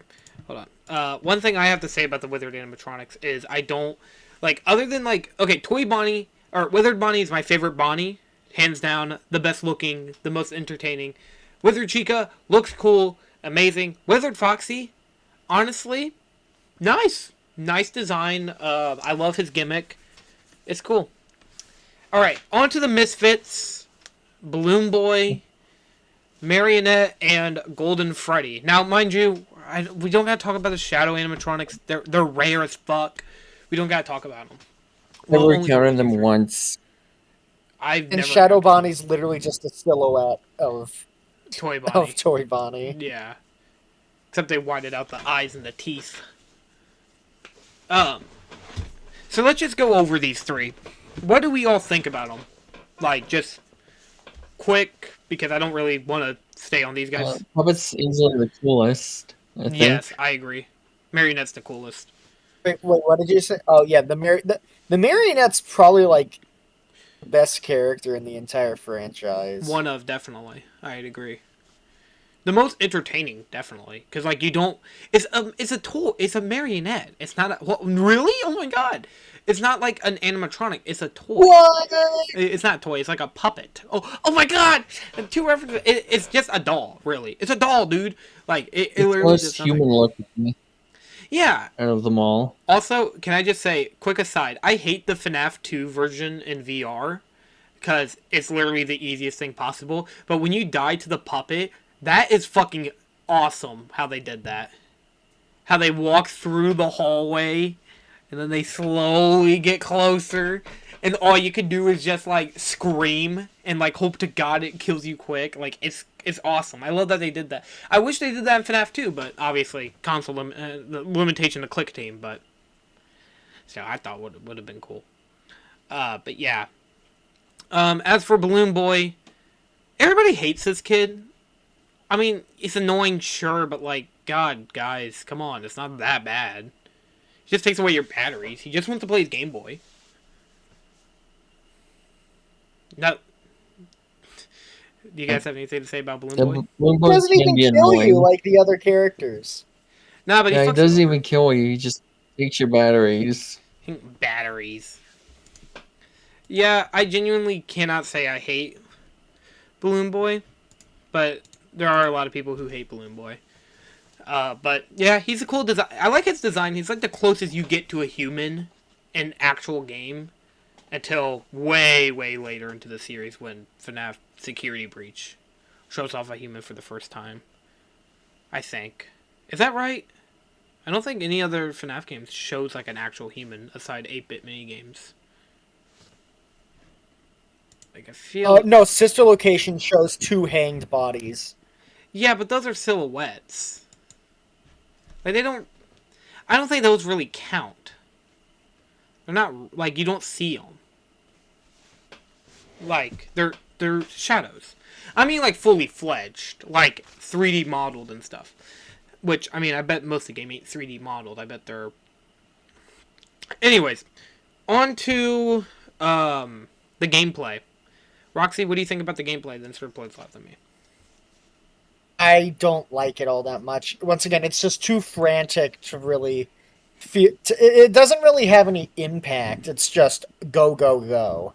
Mm-hmm. Sirsplaysalot. It feels like too much going on at once. Like, Oh, also, I just there's wanted so to much mention.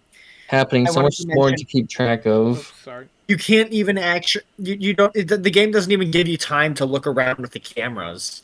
Yeah, it's definitely a lot more difficult because, like, for the first game, I managed to at least beat the first 5 and go up to night 6. This one, I couldn't even get past night 4. It was that difficult. Okay. My opinion on the gameplay, I love it. It's very much, yes, it is frantic and it is tough, but I think that's what makes it so much fun. Also, the nights aren't. I think the nights in FNAF 2 are only a minute, maybe a little more, maybe a little less. Do you mean the hours? Yeah, the hour. Sorry. How long is FNAF 2 hours? FNAF 2 hours. No. Okay, here we go. FNAF 2 is 1 minute and 10 seconds. I think what makes that, like, it's quicker. So, like, whenever you do die, yes, you do have to go back a couple minutes, especially if you die at 5 a.m., which sucks. But I think once you get into the rhythm of it, unlike FNAF 1, which I feel like FNAF 1, it goes way too slow, and a lot of it is just kind of wait out the clock a bit. Even at parts where it's like, okay, Freddy's here, Foxy's back in Pirate's Cove, okay, check door, go up, check door, go up, check door. Because, like, instead it's like, wind up the music box, make sure they're not down the hallway, put on the Freddy mask just in case, you know, like, I like that. And also, there's a lot more audio cues when you know they're coming.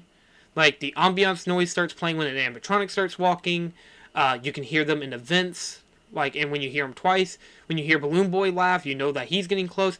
I like the audio mixing in this game a little bit more because you can definitely tell when something's happening.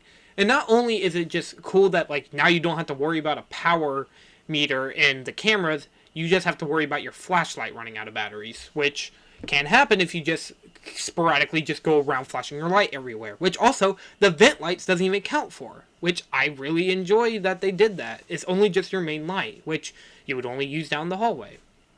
But yeah, I love FNAF 2's gameplay loop. It's nice. Now, I will agree, Nights 5 and Night 6 are fucking impossible at times.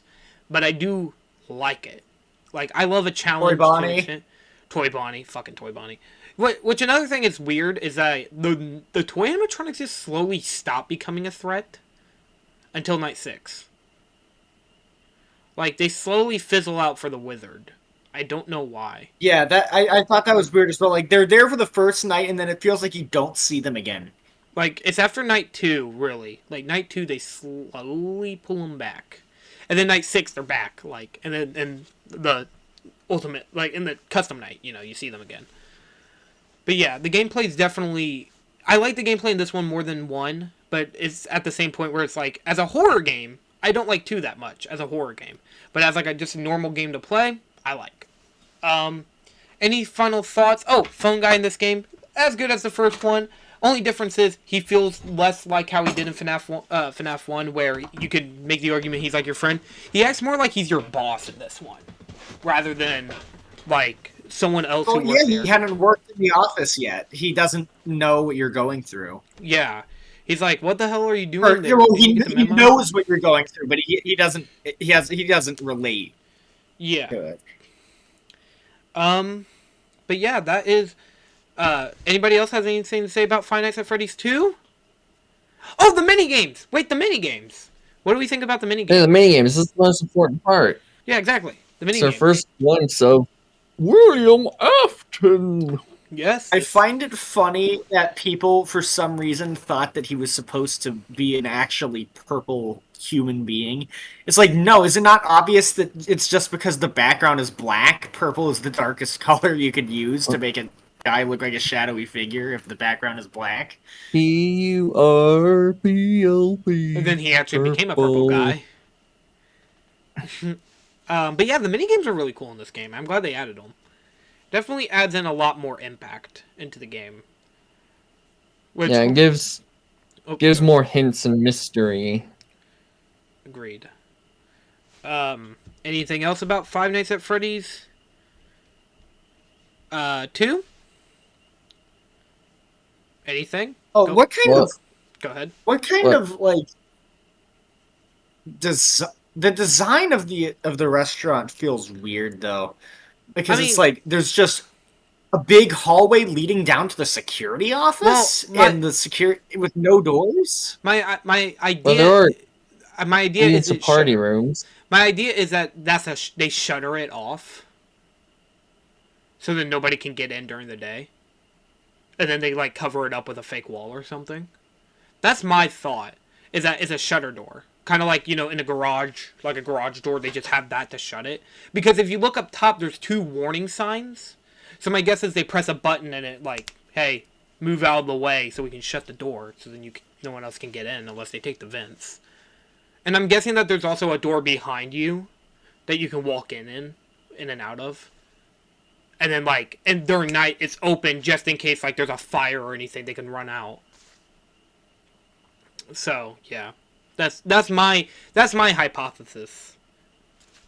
But I know it's a little weird too, but not as weird as the next game we're going to be talking about. The next game that we are talking about is Five Nights at Freddy's number Freddy's 3. 3.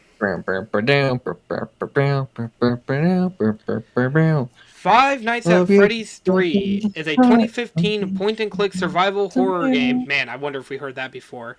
Video game developed by Scott Cawthon. It is the 3rd installment in the Five Nights at Freddy's series and takes place in a horror-themed attraction based on the restaurant chain featured in the first 2 games. The player takes on the role of an unnamed security guard who must defend themselves from a decrepit animatronic called Springtrap that roams around the attraction while battling hallucinations of other animatronics.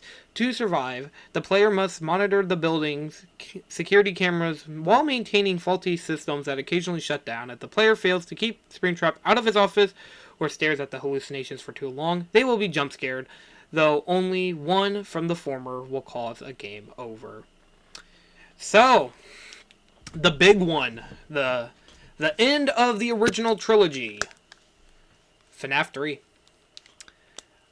Roxy, I don't like it. let's just give initial thoughts. Let's give initial thoughts. What do you think about Five Nights at Freddy's 3? Sirsplaysalot. This is part of the. This was the point in time where I just stopped giving a shit about playing the games themselves and just waited till like the music videos and game theory videos came out. Mm. More invested in the story than the actual like gameplay. Yeah, Though I did find the secrets pretty cool. All right. As for me, I also do not like this game, but we'll get into that. Let's first start with. Who does? Let's talk about the atmosphere first. Roxy, what do you think about the atmosphere? The atmosphere is off. Like, okay, so like I like I like the idea. I like that the environment is like this horribly put together horror attraction where your equipment barely works and the only reason you're even able to defend yourself is because you're just supposed to be able to jump scare people in the hallways. Mm-hmm. Or shut But which but oh, go ahead. But like the sound design is the only thing working in this game, really. Yeah. What do you think? The sound design is very crisp. It's very satisfying, and it feels appropriate for everything that happens. But the actual building itself is just fucking green, and the cameras are too staticky, and Yeah. they hurt my eyes. All right. Sir plays a lot. I mean, it takes place 30 years after the first game, right? I believe so. Let me. Well, now that we're in that time period, I can definitely feel it looking back at it. Yeah, close 30 How years like prior. how dreary and dead everything looks. Yeah. Welcome to adult life. Welcome. What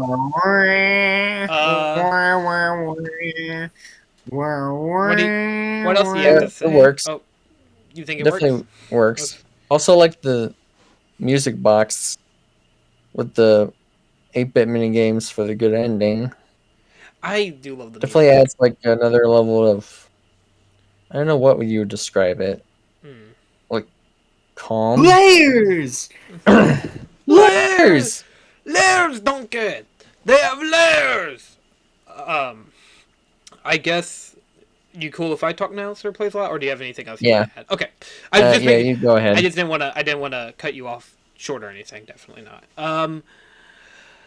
Well, in my opinion, easily the worst atmosphere out of the trilogy and possibly even the hexology. This is easily the grossest looking location. It looks like a fucking dirty fishbowl. Like, literally, that's what it reminds me of. It's gross. It's nasty. And people are like, well, that's the point. If it's supposed to be a horror theme attraction, make it dark. Make it, like, spooky. Like, actually spooky. Everything is lit up and it's. Look, playing the game feels like getting an STD, and that's not scary in the way it's supposed to be Yeah, for that's a just. horror game. You just feel gross. It's just gross. It. Like, because what makes Resident... Okay, here's the thing. A lot of people say Resident Evil 7 is a gross location. Yeah, you're in the swamps of Louisiana. This is a horror attraction made for people who like Freddy Fazbear. Like... Yeah, for people who are nostalgic for Yeah. the Fazbear Entertainment. Yeah, and what makes it even worse is just the fact that this game, not only does it look gross, the camera system, which my theory is that these are the same camera system from FNAF 1 that they just found.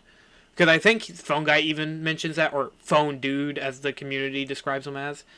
Hey, glad you came back Which another night. we'll talk about him in a minute, because I do have something to say about him. Because FNAF 3 ruins a lot of this fucking series for me.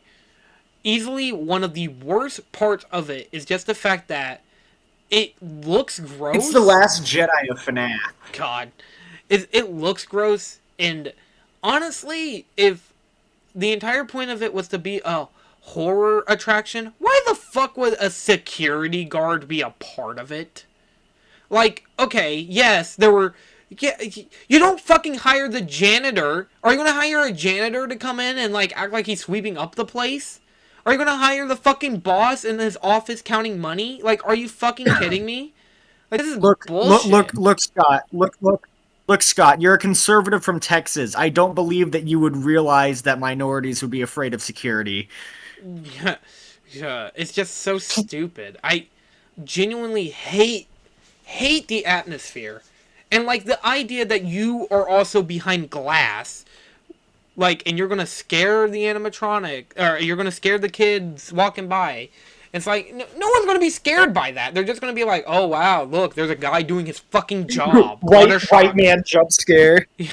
White man jump scare. And it's just so gross. And I get that's the entire point. It's supposed to be disgusting, but motherfucker, grab a mop and clean the fucking place. How did they make the place look less appealing than Shark Tale? How does this... Honestly, I'd probably rather eat off of Shrek's back than fucking work in that place. Like, God bless it, dude. Ugh. I would rather eat off of Shrek's back than do a lot of things. Hell, I'd do it for free. No, okay. Alright, let's talk about the animatronics. Or... Let's talk about... Okay, we're going to break them up. We're going to break them up the into... best character in the series. Springtrap, and then we'll talk about the Phantoms, then we'll talk about Phone Dude. Go ahead. Let's talk about Okay, Springtrap. Springtrap is pretty cool, and like he's like this. He's like he does feel like a more personal enemy than any of the previous animatronics because he's the one guy you're dealing with. Yeah. You know? Yeah. Yeah. You know how I would describe FNAF 3? FNAF 3 is like an extended boss fight. Exactly. I can agree to that. Like, but go ahead. Continue, sorry. The design is cool with him looking like a zombie version of Bonnie. And, you know, he literally is a zombie, so that makes sense. Mm-hmm. Uh I like that he's clearly like not like I like that he's clearly like since he still has like human muscles in the suit and those are what's moving it around. I like that he's like not I like that he's not good at doing it. Like he doesn't at no point in the game does he look strong. Unfortunately, that translates to his jump scare where he just leans in front of you. But Yeah. whatever. Yeah. Sirsplaysalot? Yeah, he's awesome. Honestly, even with the weak jump scare, this is really cool design. Like you said, like broken up, like corpse like. Which makes sense since he's been rotting in a room for God knows 30, how long. 30 years. Yeah, like he's been Yeah. chilling. Oh, I just wanted to say one more thing now that I think about it. Now, I But- find it funny. His jump scare was so bad, it's the reason Scott made FNAF 4. Yeah. Really, Yeah. I do have to say about FNAF 4 or FNAF 3's Springtrap, easily one of the most creative ideas for a bosses. For like a main series antagonist who Purple Guy, like, okay, to be honest, we didn't really know who Purple Guy was. Like, It was before we even know the name William Afton. yeah, because that was in a book. That was in the Silver Eyes. Like, this was before we knew anything about this. Like, the most we knew is that he might have been the one who used the yellow suit. FNAF 3 all but confirms that he's the guy who did it. Like, and that's what makes it even better. And the twist ending with the fact that the purple guy was the man behind the slaughter. Haha, wink, wink, nudge, nudge. Haha, money, please. Please, Living Tombstone, pay my mortgage. Anyways, makes it so much more clear to me that this game really tried with one guy versus, like, you. Like, it's kind of like a Mario versus Bowser motif in that sense, where it's like one-on-one, and like you have to try to survive it. And I would have loved, it's the guy who started all of this. yeah, too. I would have loved it if this game tried combining aspects of 1 and 2 into it, where it's like you like during each night you have like a different like thing you have to use to make sure he doesn't get you. Like, at first, it's, like, the doors, and then the second, it's the flashlight. The third, it's the mask. The fourth, you have to, like, audio lure him. Or, like, that could be the final night. Or, like, the final night, you have to lure him into a different area, which could be, like, the area where, like, he gets locked up into the fire or something. Like, just something like that would have been cool, like, for FNAF 3, and I think a lot of people would have liked it more. Maybe liked it less, who knows, but we never really got that. FNAF 3 was supposed to be really the final game, and Springtrap was like the perfect setup for the finale, but obviously that never happened. Perfect final boss. Yeah. First game, we just knew him as an ominous killer. Second game, we knew him as Purple Guy. Got to see him, Purple Guy. Third game, we face him head on. Yeah. And that ending where we see that it was Purple Guy in the suit makes it all the more, yes, that we did stop him. Yes. Yes, like, yes, we did that. And then, obviously, when you brighten up the photo, you see that Springtrap might be out there still. Alright, okay. I always come back. I always come back. Alright, on to in my opinion, the ones that make me hate this game a lot. The phantom The animatronics. hallucinations Yep, the yeah, the hallucinations. have AKA, nothing. They're just nothing to what? me. Yeah, agreed. Roxy. This is like this game is the reason why FNAF has its reputation of just being a jump scare simulator. Yeah, especially with how more common they get throughout the game, and how one of them could literally just kill your run out of nowhere, just because you looked at the camera the wrong way. That being Nightmarion. Well, and also or just Phantom Nerion. Sorry. Continue. also it's just a lazy way of retreading old content. It's not even consistent within itself because because because of Phantom Chica not being a FNAF 2 model like all the other ones. Yeah. Which I'm wondering She why just they looks did like a that. watermelon. Yeah. And then FNAF World would make a joke about it, and then everybody's like, "You're not funny." Like, at all. But, sorry. FNAF World hatred aside. When a company references a meme. God. I mean, it can be funny, depending on how they use it. But yeah, Phantom... The Phantoms suck. The Phantoms are like the worst. Alright, Phone Dude. Easily one of the best ways to end off. Hey, Phone Guy. righteous. I do like Phone Dude. Negative Riz. I'm not gonna lie, I like Phone Dude. I think Phone Dude is a great way to continue Phone Guy's legacy. Because Phone Guy died. We all know this. So instead having like just some random guy who probably inherited the company, he's like, I just won a lot, and now I'm gonna use it to make my own horror attraction. Dude, this thing's gonna be so cool. Like, I like that. That's cool. And then the fact that in the second night, he's like, actually, man, I got these audio cassettes. And then, like, those are the training videos, and that's Phone Guy. And you're like, whoa! So it goes full circle. They were all just training tapes. And that makes sense. Like, I like that. I like that they did Phone Guy. Like, or Phone Dude. Like, it's a cool idea. And sadly, this would be the last time. It makes me wonder. It makes God watch like the last FNAF game in this series have like Phone Guy show up as the final animatronic. You have to fight as the final boss.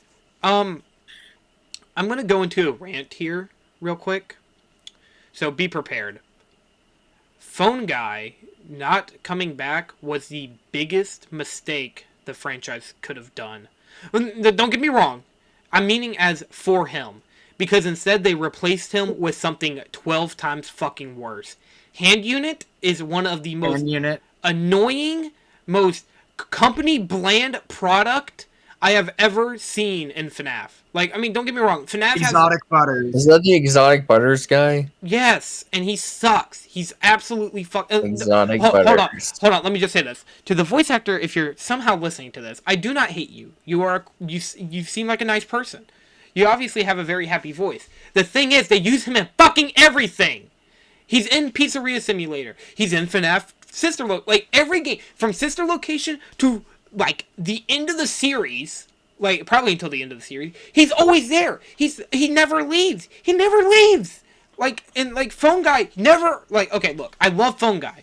Look, so here's the thing. They kind of wrote them, because the original FNAF, Scott didn't know there was going to be a sequel, so him killing off Phone Guy made sense. It's just, once you decide to make it a series, that ends up causing a limitation where any instance where he appears then either has to be pre-recorded or the game has to be a prequel. And like that's the thing. Like, Phone Guy had a good way of ending off him like how they ended off Phone Guy works. Hand Unit never fucking dies. He never goes away. And it's annoying because every time when you go and play FNAF, like let's say, like, okay, you want to replay these games. You want to know what Phone Guy always had? A fucking mute button! A mute button! So you could just turn them off if you didn't want to hear them. Like, that's all you had to do. With these guys, it's like the only way I think you can skip past Hand Unit is as soon as like he pops up his fucking little tablet. But even then, he still talks to you in the vent. He still talks to you like when you're like doing your fucking taxes or whatever in fucking Pizzeria Simulator. He still talks to you whenever you're opening up the hub in Five Nights at Freddy's Help Wanted. Like he never shut the fuck up, and there's no way to turn him off. That's why I hate Hand Unit. Don't worry, I'll probably repeat this rant in the next time we talk about Five Nights at Freddy's. I'll probably forget I did this rant. But I just had to bring that up. Okay. Well, also, Hand Unit feels like he was just put in the series. Sister Location really marks a point. Like, FNAF World was a disaster. Yes. Like, a really stupid decision, but Sister Location marks the point where the series tries to just be a comedy. And it fails, like, horribly. Which isn't to say that the previous games didn't have humor, but Sister Location tries way too hard, and the games afterward do that as well. Most of the humor of Five Nights at Freddy's... Hey guys, you know that you can have subtlety, right? Like the restaurant in the original game, like the phone guy didn't have to say, this place only pays me 1 cent per week. Like, he didn't have to do something like that to make it to show how terrible it is.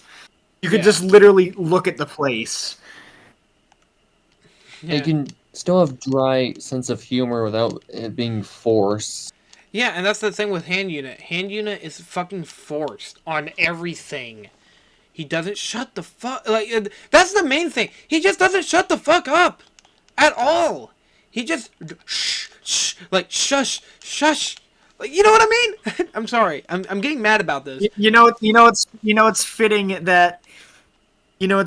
that the guy who voices him is named Andy Fields because we're gonna have a field day talking about Hand Unit when we get to the next video about these games. Yeah. Oh God, are we?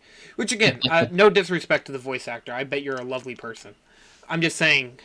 God, I hate Hand Unit. I just don't like Hand Unit. I think... Okay, Anyway, FNAF 3, another thing I will give FNAF 3 is, it's easily the game in the series where the cameras feel most essential. Mm-hmm. Oh yeah. It takes advantage of that more than the other games. I fully agree. Yeah, let's talk about the gameplay now, since... But... a bit too repetitive compared to the first, with you constantly having to check the ventilations, which where place needs you to reboot something that allows you to breathe. Like, this isn't the Lorax future or whatever. Yeah. I would easily... In Sneedville, it's a brand new dawn. That movie is so terrible. I will say this, though, that made me really go, wow, this actually, like, okay, like, gameplay-wise, what do we all think of the gameplay? Like, that's... Okay, so the game is basically just make sure Springtrap stays in the top right corner. Mm-hmm. Keep him... Yeah, that's it. Yeah, basically, it's cat and mouse. Basically. And, like, those mini-games that you have to play for full completion, I know the game, like, tells you hints in the in-between night sections, but, finding them is so stupid, especially on the console version. And, in addition to that, the fact that you have to glitch out the minigames, like, okay, please, can you even begin to explain to me what you have to do during the Fredbear one? Go ahead, try. Isn't it you have to glitch through certain wall patterns and then go up, then you jump again, and then you jump to the right? If I remember correctly. How would you explain that? How did anybody figure that out? That is a good question, because FNAF 1 is... FNAF... Like, okay. In my honest opinion, the console port of Five Nights at Freddy's 3 is easily one of the worst one, aside Sister Location and Ultimate Custom Night, because I could not for the life of me be able to type in, like, because I got the good ending. I actually went for it, believe it or not. YouTube playthroughs up on YouTube, by the way. It's on Evil Spirit Gaming. Go check it out. But what I did was, when I played through it, I was like, well, what do you do? Like, for the what is it? The typing in the pattern on the wall. Wasn't that it? Yeah. Yeah, like, that's like the dumbest thing that anybody could have come up with. How are we going to make them play this minigame? Why is there even a phone button on the fucking wall? I don't know. It really doesn't make any sense, and it definitely pisses me off. I always thought that was cool, like the cryptic ways you get the endings. To an extent, they Also can't. Oh, sorry. Go ahead. Makes the people who find them out look like geniuses, because I don't know how I would have figured this stuff out. By accident. Yeah, that's giving me old school game vibes. Yeah, I mean, honestly, you know what it reminds me of? Like, and this is no insult to. Huh? You're gonna. I know what you're gonna say. You're gonna say Crash 2. No. No, it reminds me a lot of Banjo-Kazooie cheat codes. Like, oh yeah. Because, like, in Banjo-Kazooie, Cheeto, which is a character in that game, man, God, I wish we could do an episode on Banjo-Kazooie. Roxy, get a Switch or get an Xbox. I don't care which one. You just gotta get one. Someday. Not now. You don't have to get one now. I'm not gonna make you get one now. I'm not gonna make you spend your money. But, you just one day, I want you to play Banjo-Kazooie. It's really good. I wouldn't steer you wrong. I never steer you wrong. I'm not a guy who should we make that episode 13 since I haven't decided yet? Well, no, because we don't know if I can play it yet. I mean, if it's available at my school, that'll be really convenient. Oh, I hope. Check one day. Just check and play through it, please. I wouldn't. I wouldn't steer you. Anyways, sorry. Back to what we were talking about. Yeah, the cryptic stuff on the wall. Like, there are some that make sense. Like the cupcakes. Just look around, find the cupcakes. You can easily see them. But on the console version, man, dude, I couldn't use a button to save my fucking life. And it started getting really annoying whenever, like, I tried getting, like, the cupcakes, and, like, I couldn't click on them. Like, I could not get them. And it sucks, but, you know. Aside that, I don't really have a whole lot more to say about the gameplay. I think the gameplay's really boring. Like, and it's really easy. Yeah. It's really easy, too. I think, honestly, I beat that game with no deaths on my playthrough. Aside whenever I tried doing one specific mode, which is Aggressive Nightmare. Also, okay, hold on. Don't you guys think it's a little weird that there's no custom night?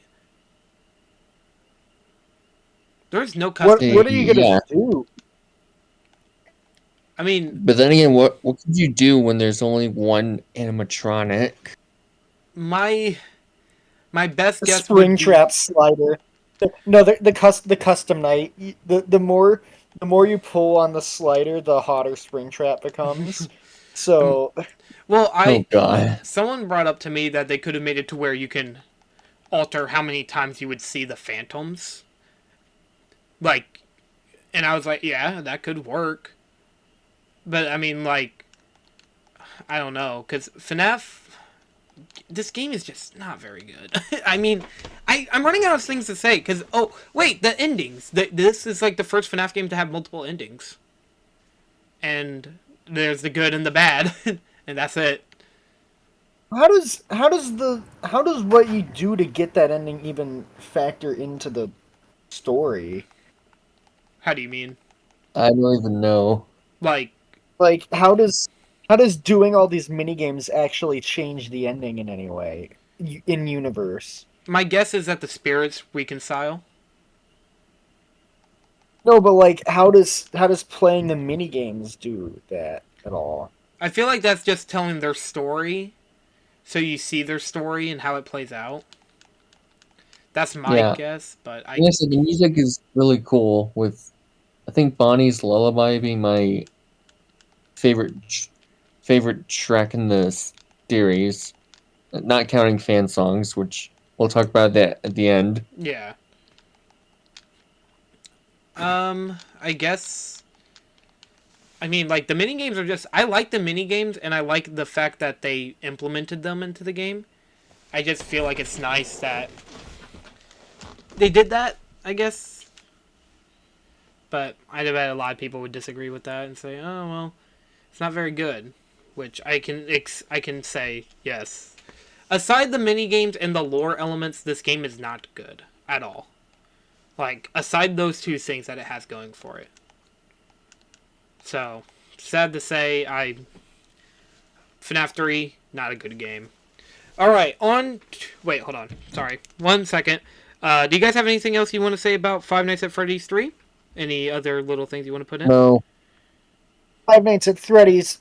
Five Nights at Freddy's 3, more like Five Nights at Freddy's P. Oh, you got him, Everything Roxy. looks piss. Everything looks like piss.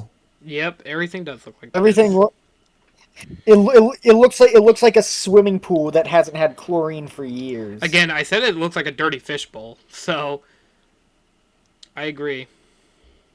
Looks like a public gas station bathroom with how dirty it is. Well, we are on to the final game for this episode. Five Nights at Freddy's 4. Ahem. Five Nights at Freddy's 4 is a point-and-click video game, yada yada yada. It's the fourth installment of the Five Nights at Freddy's series. The game takes place in the bedroom of a child where the player must avoid attack by nightmarish animatronics that stalk them. Unlike previous games in the series, the player does not have access to a network of security cameras to monitor the animatronic progression, and instead must rely on audio cues. In between nights, the player is able to play Atari-like mini-games that tell the story of a young boy that is constantly tormented by their older brother. Alright, so initial thoughts of Five Nights at Freddy's 4. Roxy, we'll start with you. It's the scariest game in the series. Alright. Sir plays a lot. What do you think? Really cool game. Would recommend. Overall, the FNAF games, you would recommend this one? I recommend the first one. Okay. In this. Okay. No, I mean, that's fine. I was just wondering. I was going to say easily one of the ones I have the most trouble with because of my hearing. But other than that, pretty good. Pretty solid. Pretty Metal Gear solid. But, alright, well, since we have that out of the way, let's start with the atmosphere. Roxy, what do you think of the atmosphere? Oh, I think it's fantastic. Go ahead. Say that again. Go ahead. There you go. So, in particular, well, one, you have to listen closely. And listening closely makes it scarier because you have to like try to filter through all the sounds that you're hearing. And in addition to that, what I particularly like is the fact that you have to run up to the doors and just stand there and listen without doing anything. Mm-hmm. Because if you shine the flashlight immediately and there's a robot there, you die. Mm-hmm. But you have to just... And I think that's really cool that what the game forces you to do is just sit there with a giant thing potentially right in front of your face, and you have to wait. And you're yeah. The atmosphere is very good. I can't agree to that. So Yeah. Plays a I lot. don't have much to add. Definitely reminds me of whenever I wake up in the middle of the night, I was like, have to slowly walk to the bathroom. And you're It's like, so scary. and you're just like, oh, please don't be out there, Bonnie. Please. Easily, Don't. out of all of the hexology, this is easily the best atmosphere in the entire series. Hands down. It's perfect. Perfect, I tell you. I love how this game makes it feel like you're hopeless and you're like a small child in a house and you're alone. You can't do anything about it. Like, you don't know what to do. You feel like a helpless child. You mean to say you're home alone? Exactly. And I love that. I love like how there's little audio noises. Like, you can hear crickets outside. You can hear a dog barking. You can hear like you just hear all this crazy shit happening outside, and you're just inside like, oh my god, I'm gonna die. Like, cause honestly, I think we all had like those, like you stay up late at night watching like YouTube or something, and then you're like, oh, I gotta go get like a midnight snack or something, and then like you look outside and all you see is just darkness staring back, and you're like, oh, oh, I don't, I really need, I've been there before. yeah, I've been there before. You definitely would not like to see how I was the week after I watched a video that was like a video essay about Skinamarink. ugh. I think that sounds familiar. If You know that movie? what? I think so. Oh man, whenever because I used to watch a lot of Blame It on George, which is a YouTube channel that does like now iceberg videos, but he used to do like lost media videos. I don't know why those No, he still videos. does lost media videos. Yeah. Oh yeah. No, I know. I think. Well, Yeah. You're right. Skinamarink is an analog horror movie where like two children get stuck in the house after all the windows and doors disappeared. Ugh. But see, like that's like the thing. It's like we can all relate to this kind of horror. Like I said, like back in my top 10 list, whenever I talked about a certain game, Resident Evil 7, I brought up how that game, it makes it feel like you are completely alone. And like one of my childhood traumas was I was left alone at a house that I didn't know who the people were, which mind you, my parents did. I didn't, so I didn't know what to think. I didn't know what to do, and that's what makes this game work so well is the fact that like you are home alone, and the atmosphere just builds on that. Like I think the one thing they didn't do that Five Nights at Candy's 3 did was you never look under the bed. Like I think that's a little weird that they never did that because the whole there's a monster hiding under your bed trope that every parent does, but like that I'm just saying like that would have been kind of cool, but or that's what every little kid says. You said that and the light in my room started flickering. It's like, I'm Oh, There sorry. are frettles on your bed. Frettles on your bed. no, but there is a Sonic plush toy. My bad. Run. Oh my god, Sonic's gonna kill you! Run! We're get out of there. No, it's not. No, I'm pretty sure the Tails doll is the creepy pasta. Oh, Good thing I don't have a Tails. Oh, I do have a Tails plushie. Okay, well, enough about the atmosphere. Animatronic design. Also, okay. Oh, the animatronic design does not help the game though. They're way too over the top. Which, yeah, I get that, but then again, they are just a part of the child's imagination, his nightmare. So it kind of makes sense why they're all so overblown and scary, because that's exactly how he sees them. Mm-hmm. The nightmare gas. Oh, I forgot about that retcon. Wait, what retcon? That instead of taking place in the child's imagination, it's the nightmare gas that's making him see the What the fuck is the nightmare? What is it? Sorry. The nightmare gas? LSD, but it's airborne LSD, I guess. Why? Okay. Yeah, the last thing that this series that's built on its mysterious lore needs is retcons. Of course. We don't like them. Ask us Mortal Kombat fans. We don't like retcons, mostly. From what I hear, you guys celebrate it every time when it happens. You guys are like, yes, yes, yes! Oh my god, they did it! They retconned it! I always hated that. No, I, as someone who loves a lot of media, retcons are probably one of the dumbest things you can do for a series. I mean, mind you, you could do worse, like time travel, right? Indiana Jones. Sorry. At least we got one of the best jokes in all of Rick and Morty from it.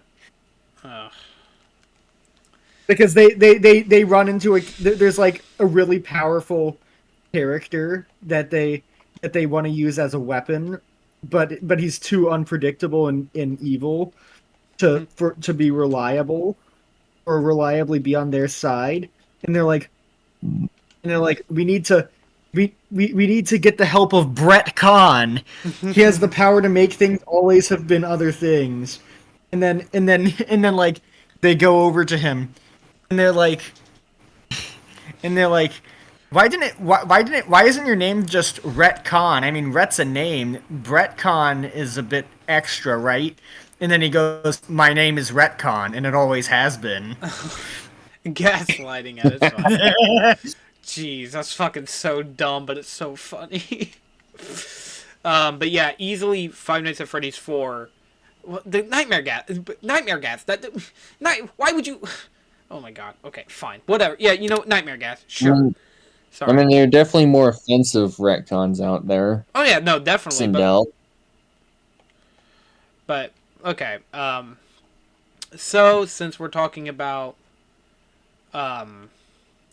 like FNAF 4 with the animatronic design, what do you think about them?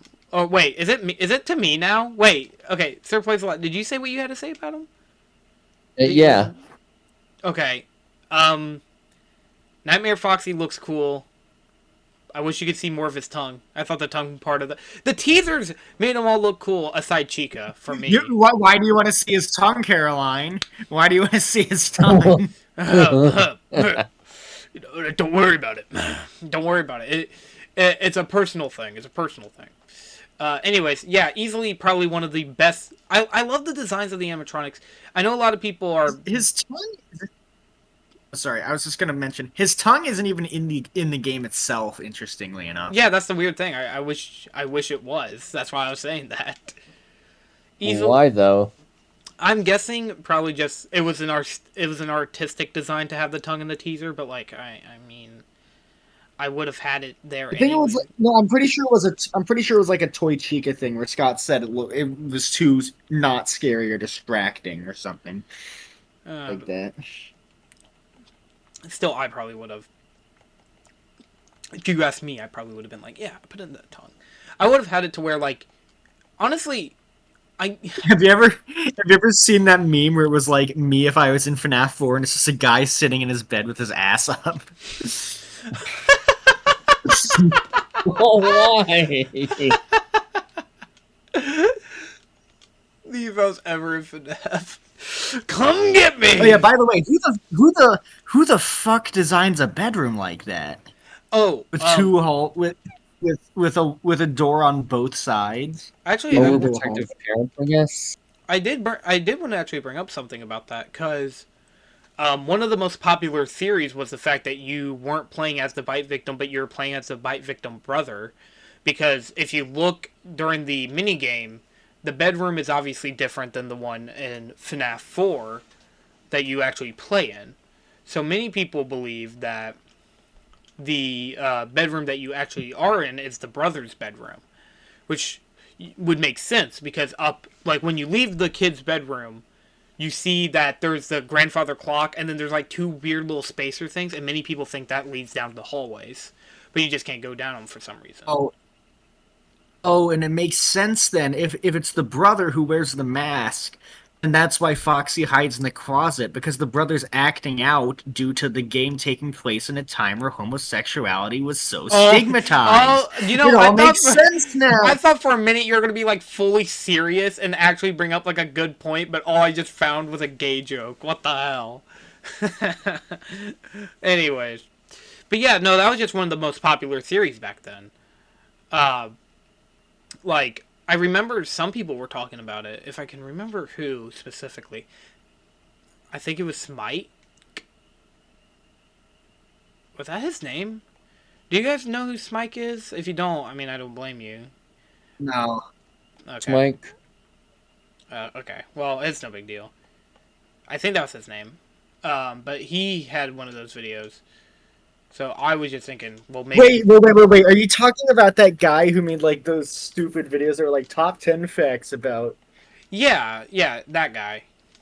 And it wasn't one of his moments just, like, top 10 facts about Toy Freddy. One of the best facts about Toy Freddy is that he's fat. And Isn't that was the guy whose profile picture was Freddy with the Skyrim helmet? Yes, that's who it was, yes. Oh, yeah, I did see him then. Yeah, because that's the one I was talking about. Because Smite, to me, like he brought up that theory, and I thought, like even if that's not true, that makes sense. Like yeah, I mean, why wouldn't it be the brother? Like other than like, oh well, it's not the brother because you're supposed to be playing as a bite victim, which now is all but confirmed with the stupid nightmare gas, which doesn't make any fucking sense. Of course they have to retcon. Yeah. It's so Yeah, stupid. Why why'd would they you? have to make William Afton into the Scarecrow? See, the room layout in the game doesn't even match that of the bite victim. Yeah, that's why many people said it's the other brother. Because at least, like, you can make that argument and be like, well, the room layout is completely different. And then people will be like, oh, yeah, it is different. So whose room is it? The brother of the bite victim. Well, I guess that makes sense. Like, logically. I mean, if it's not... Because, again, that's where the whole theory stems from. Is the fact that the brother's room doesn't look the same. And also people pointing out that the shadow of when Chica jump scares you is like, it doesn't look like the kid's head. It looks more like the brother's head, like without the mask. And whether that's true or not, it doesn't matter because obviously that theory's far now gone. I just wanted to bring it up because that's what I was thinking about. Anyways, yeah, the Nightmare animatronic designs, it's a love or you hate it kind of thing. I love them personally. I think they all look good. Aside Bonnie looks just really off to me. I don't really like the design of Nightmare Bonnie all that much, but that's just me. That's just a game theory. A game theory. Wait, I fucked that up. Anyways, gameplay. I completely That's just fucked a that up. theory, a gay theory. We No, haven't made FNAF, but I at least like to think we made it a little more gay. yeah, perfect. All Have right. any of you guys ever seen that video? No. No. Oh, you want me to see if I can find it Oh God, send it to us after the this? show. Yes, yes. Yeah. Oh man, that's funny. We used to think that we made it a little bit more gay. Yeah. All right, on to probably one of Done? oh what? Oh, sorry. I thought for some reason I thought you were gonna say another game. No. On to easily probably the biggest thing about FNAF 4, the gameplay. What do we all think about the gameplay? That's pretty good. Just I make sure you think have headphones if you're bad at hearing. I genuinely think FNAF 4 is like a horror masterpiece. Mm-hmm. Anything else to add to that? I mean, like, with the gameplay being more focused on... I was about to say... Oh, Sound. I like that the last night actually switches things up and gives you like a final boss, but not in the FNAF 3 sort of way. Yeah. It's such an expert at like sound Mm-hmm. and atmosphere. It's like they should have. You know what? I know it's film school, but they should have made us play FNAF 4 instead of making us watch Blue Velvet. Mm-hmm. So FNAF 4's gameplay overall is good, but man, if you suck at hearing, oh, good fucking luck. Because with my dumb ass, I'm always like, was that a noise? I can't tell. Oh my god! And then it's like, that was a noise. He did make a noise. I just couldn't tell because I'm fucking deaf. Stupid drills.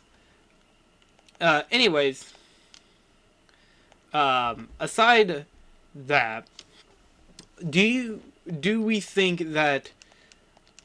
Well, I mean, do we have anything else we want to say about FNAF 4? Like, oh, the mini, not the mini games, but what is it? The Oh, should we just say should we just say like who our favorite character from each game is? we will do that here in a minute because we'll give our final thoughts on all of it after we're done talking about FNAF 3. But we will do that. FNAF 3. FNAF 4. Sorry, it's been a long day. Do any of us have? any more opinions about FNAF 4? Like, other. Well, let's talk about the mini games because I've been neglecting the mini games. Or Oh they're yeah, not really. fun with plush crap. Oh yeah, let's talk about that. I forgot that was in this game. Oh man, how can I forget that? Of all things, I forget Fun with Plush Trap. I'm a fake fan. Anyways, Fun with Plush Trap. What do we all think about it? Roxy. It's all Oh, it's go ahead. all right. It's Why is It's it even in the all right. game? Like you only play it once between each night. mm-hmm. Um. This is to give you like a boost. Like you're now start the night 2 hours ahead, Woohoo! 2 whole which hours. means you're gonna die quicker. And it's a Yeah. one-time thing as well. Mm-hmm. Yes, for speed running, For speedrunning, I bet it helps like a if you lot. want to get those shave off those hours. I don't know. Yeah.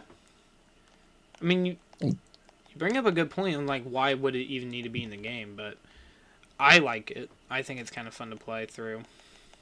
I don't think it's perfect, but you know.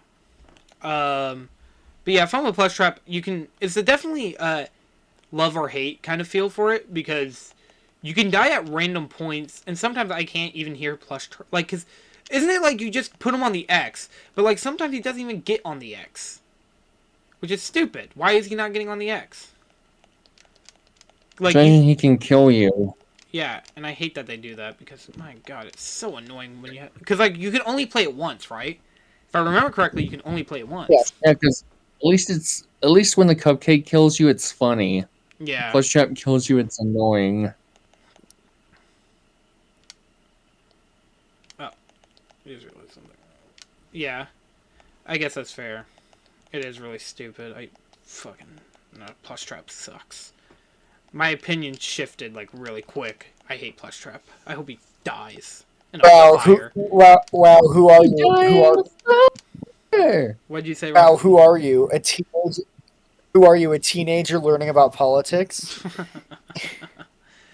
Anyways, um, on to the last bit. I do want to talk about the actual story because this is the first time we actually see quote unquote the bite of 87, which is not It's not. It's the it's bite not of 83. Was which that the? what Can you put oh Markiplier as one of us in the thumbnail? I'll put him on Like my face. his reaction to the bite of 87 meme. What's that, the bite of 87? And then like immediately cuts off. Anyways, easily one of my least favorite points of the game is the fact that they retconned, because nobody now knows what the bite of 87 was. Many people are just like, oh well, it happened at one point in time, and hopefully we can keep. Well, it was never the bite of 87. Yeah.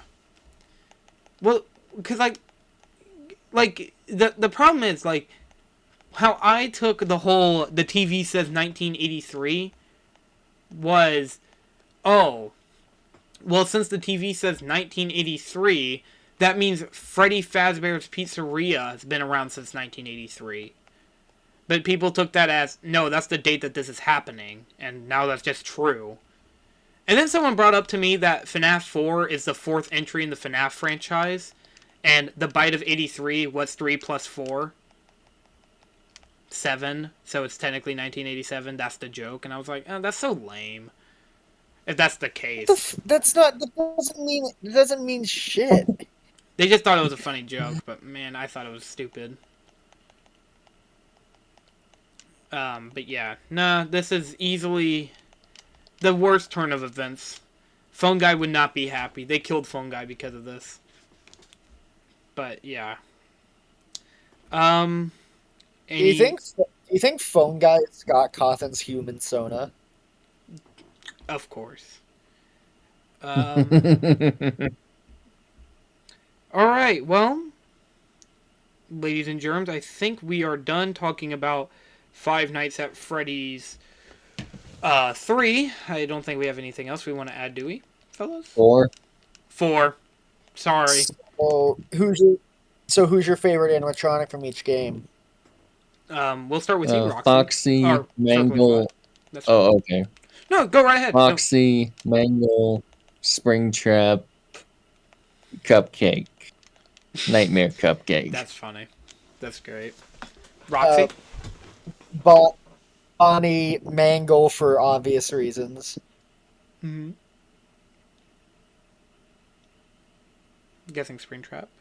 Damn it! Sorry, guys. I'm struggling. I can't I think of who knew. the best animatronic from FNAF 3 God, is. it's really a head scratcher, ain't it? Who would you pick? It's such a tough competition.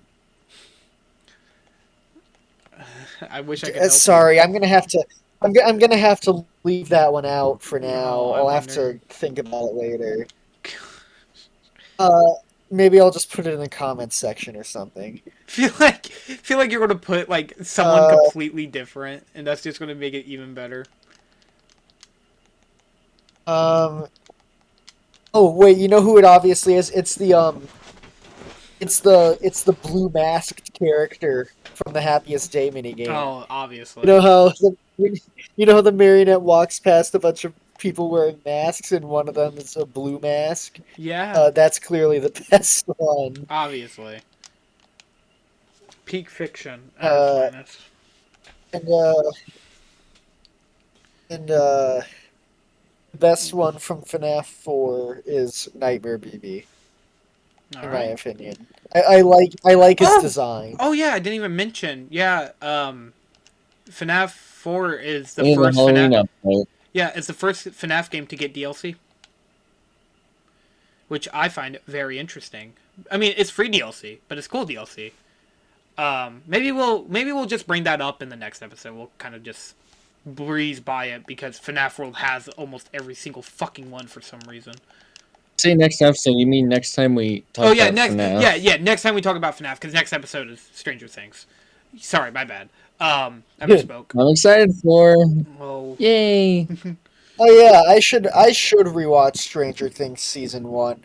How long would you say we're probably going to record that video? I don't know, probably an hour or two. This episode's 2 No, I mean hours. like no, I mean like the date. Mm, we can wait a week and record something else. Like we could record another episode for something else. Like, and then we can do, and then we'll like when we all finish it, which we should finish like rather soon. Anyways, okay, that's not. Let's talk about. Uh, oh wait, it's my turn for talking I about the mean, I animatronics. can I Sorry. can theoretically watch some Stranger Things tonight after this, or I could watch Family Guy, or I could continue playing fucking Goodbye I'm gonna watch Volcano. Okay. Zootopia after this since Okay. I'm still doing my marathon. True. Okay. Let me get my ranking out. So first FNAF game, favorite one's Bonnie. Second FNAF game, uh, Withered Bonnie, probably. I would say Withered Bonnie's probably my favorite. Third favorite, the third game, man, I don't know, probably Phantom Balloon Boy. You know, obviously the most best character in the entire series. Um, and for FNAF 4, I would say out of all of them, Nightmare is my favorite. I love Nightmare's design. The translucent like body is just terrifying. I love it. It's amazing. But it's also spooky. And also the jump scare You noise is funny. you like that? You like that brain? I do love that brain. Okay. So overall, What's the brain doing? who knows? Overall, since we've been talking about Five Nights at Freddy's for a while now, I want to hear everybody's ranking from FNAF. Like, I'm gonna put this at the end real quick. We're gonna do a ranking of all the FNAF games. Like we'll do FNAF 1 is a blank out of blank, or blank out of 10. You know, like we're gonna do that, and I'm gonna type them all down, and we will see. So this is just based off the games alone. So Roxy, we'll start with you, then we'll go to Sirsplaysalot, and then me. So This is just based off out of any FNAF game. And I'm just going to type them down so that I can remember.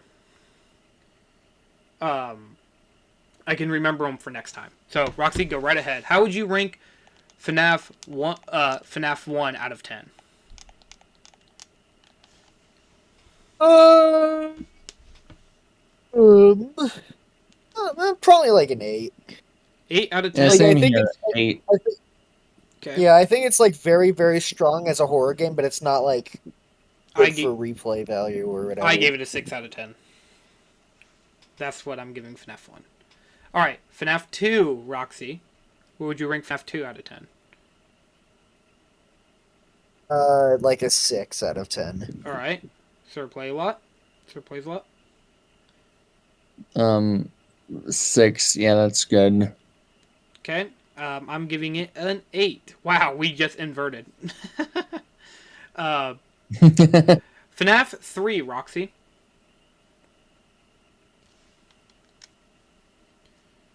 Like a 2. Oh, Wow. damn. That's what I gave FNAF World. Jeez. Sirsplaysalot. 5. Okay. I'm giving it a 3 out of 10. I still like it a little bit more than FNAF World, but just barely. Alright, and FNAF 4, Roxy. A 10, honestly. Alright. Sirsplaysalot.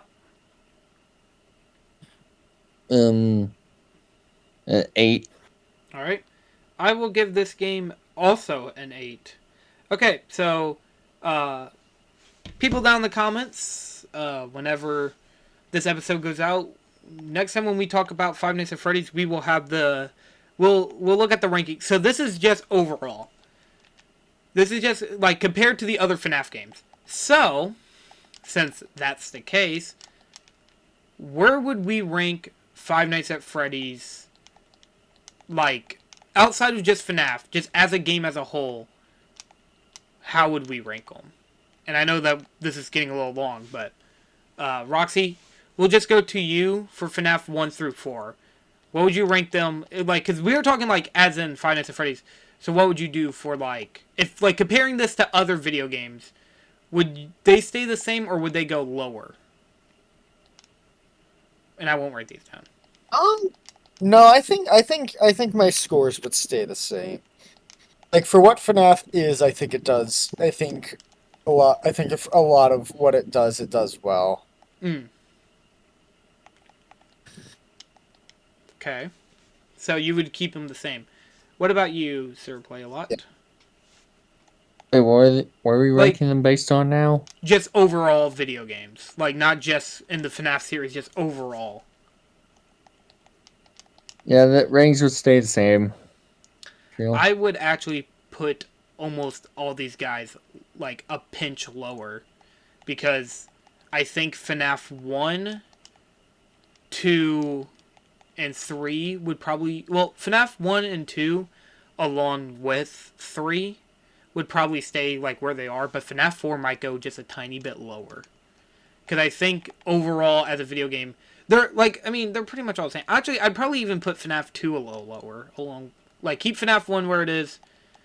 You know, and, of course, the rankings. We'll talk about the rankings in another video. Because, you know, that's just how it goes. So, final thoughts on the FNAF series. Do you guys have anything else you want to say about Five Nights at Freddy's?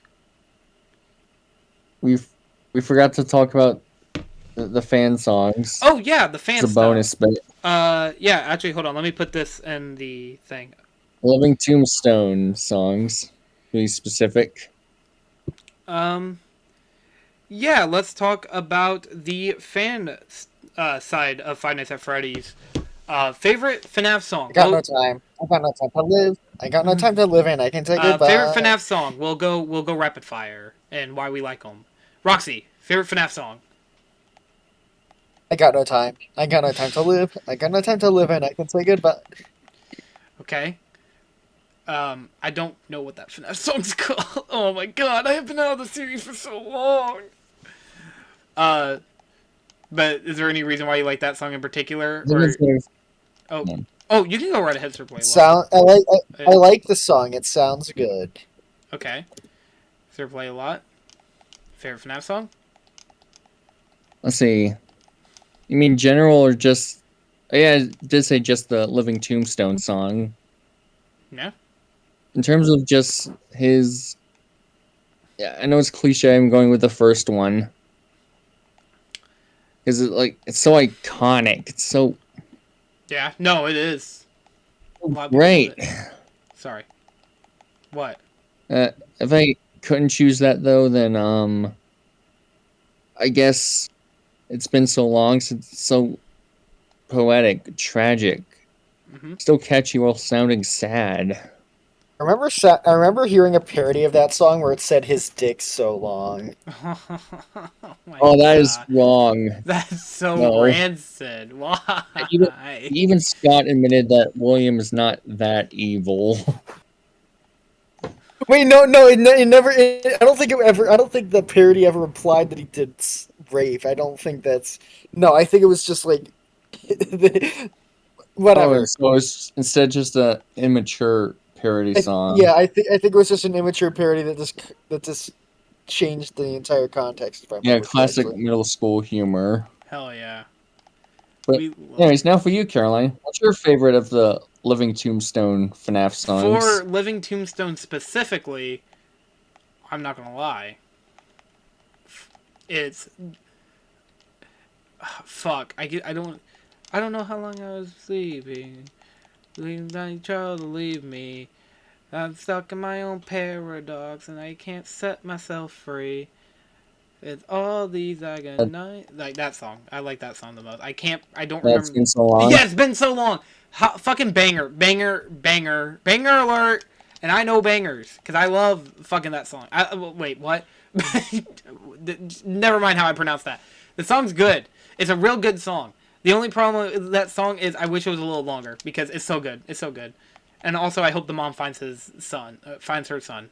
Finds his son. God. But yeah, the It song's was also really. interesting to see You what their interpretations you of heard the the song and were like, fans' I wish its interpretation dick of was events so would long. be because now we know it wasn't the son who became or the mother who became the puppet, but Yeah. But. still nice to look back at these old interpretations. Oh yeah, definitely. I think. Hey, Yeah. hey. So, have you ever thought about the fact that they like put the Living Tombstone's first FNAF song in the credits of the FNAF movie? Yeah. Yeah. In fact, that's the And one thing about uh, the movie I wanted to be so spoiled for me. the the like the lyrics not only don't match the movie, but like directly contradict it. Hmm. It's not I the guess in song's the fault. context of the movie, yeah, it God, doesn't fit. I sound like I'm fucking high. I mean, Uh, profile picture definitely doesn't help with that. Yeah. Overall, I would say that the Living Tombstone makes good music. Next time when we talk about it, I don't know if any of you guys actually listen to DA Games remixes, like their songs, because he makes pretty good songs. I mean, Oh, you I haven't? think I've heard that name before. Hang on. I am the I think purple well, guy. Come and see the show tonight. It's like that. Fucking banger. So when are we gonna no, rank all I've the heard of DA games was Build Our Machine, but that's so when are Bendy, we not FNAF. Yeah. so There's when are we also. gonna rank the when are we gonna rank the FNAF songs from that YouTube channel that goes, this attraction is great, so many girls like it. Oh God. Um. Okay. Well, that is it for uh Oh well, Five Nights at Freddy's. at Huh? least the Stupendiums ones were good as well. Yeah. I think I If remember. you know who Didn't? I'm talking Yeah. about. Isn't that the guy who made the FNAF 2? Whatever. I know who you're talking about. I believe so, at least. FNAF. So FNAF 1 through 4 is finished. We did it. Originally, this was supposed to be a shorter Yeah, episode. We were going to only talk about FNAF 1. Which meant that this video probably would have only been around 12. We only talked about it for 30 something minutes. So, hey, we maybe got. the shortest episode we Yeah, did. yeah, this was. This is like the longest like normal episode we've ever done, which I mean, valid because like the last episode was more of a special than anything, which I feel like I clarified, but Yeah, hence why it was just as long as Avengers Endgame. Yeah, I think we actually surpassed it. Maybe, who knows? If we did, that's pretty epic. Well, that's all we have for you guys. And also, this video is better than Avengers Endgame because that's a shit movie. Man, maybe we'll do the hot takes episode. Maybe not. I don't know. Maybe Roxy might actually get fucking killed. It's like Roxy would be like, I did not care for The Godfather. Insists upon itself. What does that even mean? It's like it just does. It's like what? The whole joke is that it doesn't fucking mean anything. Yeah, that's a joke. Anyways, thank you all for listening to this episode of the Vulture Culture Podcast, the only podcast where I actually didn't do an opener thing for this episode. I was really impressed by your beatboxing skills, Sirsplaysalot. Oh, thanks. Yeah, it was beautiful. Overall, though, do we have anything else? I mean, I don't think we have really much else to say. So, my first question is obviously, Roxy, where can the fine people at home find you? Oh man, you can find me at your mom's bedroom. Oh God. Oh Jesus. It came so out of nowhere. When you do middle school humor, it's funny. Yeah. Anyways, but for real, Roxy, where can they find you? So I have like a Blue Sky and a YouTube, and I focus on the YouTube. And I mean, I'm on other websites as well. I mean, you can try looking me up to see if I happen to be on whatever. Mm-hmm. The only thing amazing self promotion. Go find me yourself. Just look for me. I'm somewhere. I was gonna say when making the sorry. security breach story, go make it yourself. I was gonna make a joke and say the only place I don't think you can find Roxy is on Twitter. So sorry, X. My bad. Sorry. Well, of course I'm not. Of course I'm not on Twitter's the Twitter. only thing that's cool to a dead name. Why would I? And Minion for Megamind. Mm-hmm. Yeah. Why would I be on Twitter? Elon Musk is a fucking Nazi. Anyways, Sirsplaysalot, where can the fine people at home find you? Find me, currently not making videos right now, or maybe I did by the time this is released, but for now, find me on DeviantArt, Discord, and Letterboxd. Mm-hmm. Alright. In case anybody wants to know where they can find me, currently I'm probably at the local Applebee's, so, pop in, maybe buy me a drink. Hey, I'm just saying, this episode might be coming out after my 21st birthday, whenever that happens. God.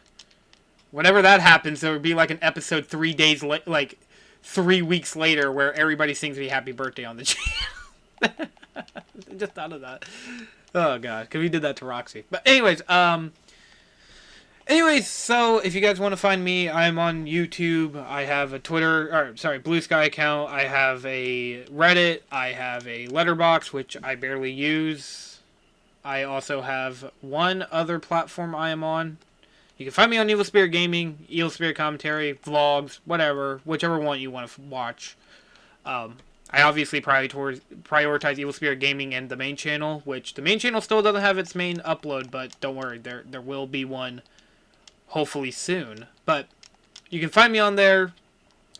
I'm also mostly active on Roxy, your server. I'm kind of active on Roxy's server, so maybe you'll see me, maybe you'll say hi.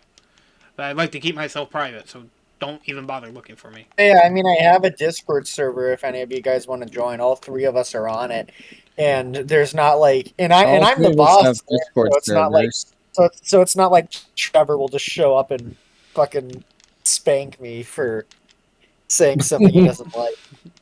What?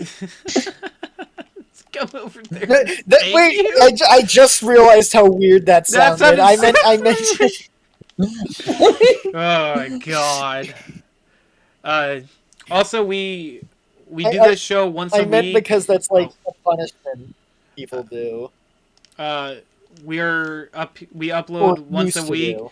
Highly recommend listening to us on YouTube Music because now I finally got the podcast feature to work, which wasn't very hard. I just had to go and do that. You can hopefully. I'm trying to.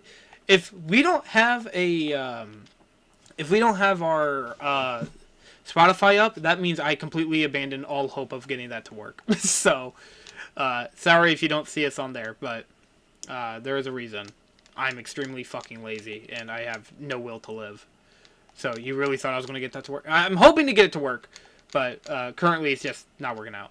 If you guys want to suggest episodes, you can leave comments down below. If you want to see us do any... if you want to know what we're doing next week, we are doing the Stranger Things Season 1 video, which will be the first time we're talking about a TV show. Right. Or... It'll also be the first time we're talking about something that's live action. Wait. Oh my god, you're right. Wow. That's kind of crazy to think about. Because I didn't even think about that. Yeah, we haven't talked about anything live action. We've only talked about games and animation. We also, the next episode, we are talking about another animated show called Family Guy. We are... Another animated show. Yeah, another animated show. I mean, we did talk about Hell of a Boss. That was animated. True. In the show. Mm-hmm.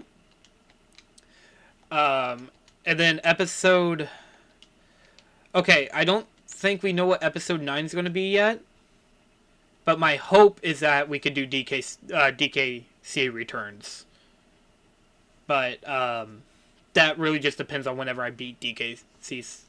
And also, Donkey Kong Country Returns. I can't say DKC Returns for some fucking reason. Well, just did. But also, if you are wondering... Okay, so I'm going to ask you guys this. Like, the people here. Should we have a special... Like, should we do, like, a monthly series? Because, like, we've talked about it on the Discord a few times. Like, in chats between just me and the host here. The hostess here. Do you guys want to do, like, a monthly series? Where we do, like, hey, this is what we've been watching, this is what we've been playing, and we just make it, like, a small series? Or something like that? Because, like, I mean... I think podcasts are just enough. Alright, I mean... Okay, well, if you guys were watching that and hoping that we do something like that... Haha, get fucked, idiot! Sorry. Gets immediately just completely rude out of fucking nowhere. Hey, I'm like Vizzy Pop. Anyways, thank you all for watching and listening to this episode. You're like... It's like that episode of The Simpsons where it's like, hey, you're a fan of the show and you care about Principal Skinner. Fuck you. Oh God, sorry, I didn't mean to be so rude. It's like the Mortal Kombat writers. Hey, you like Sindel? Yeah, guess well, fuck you. We're completely changing her.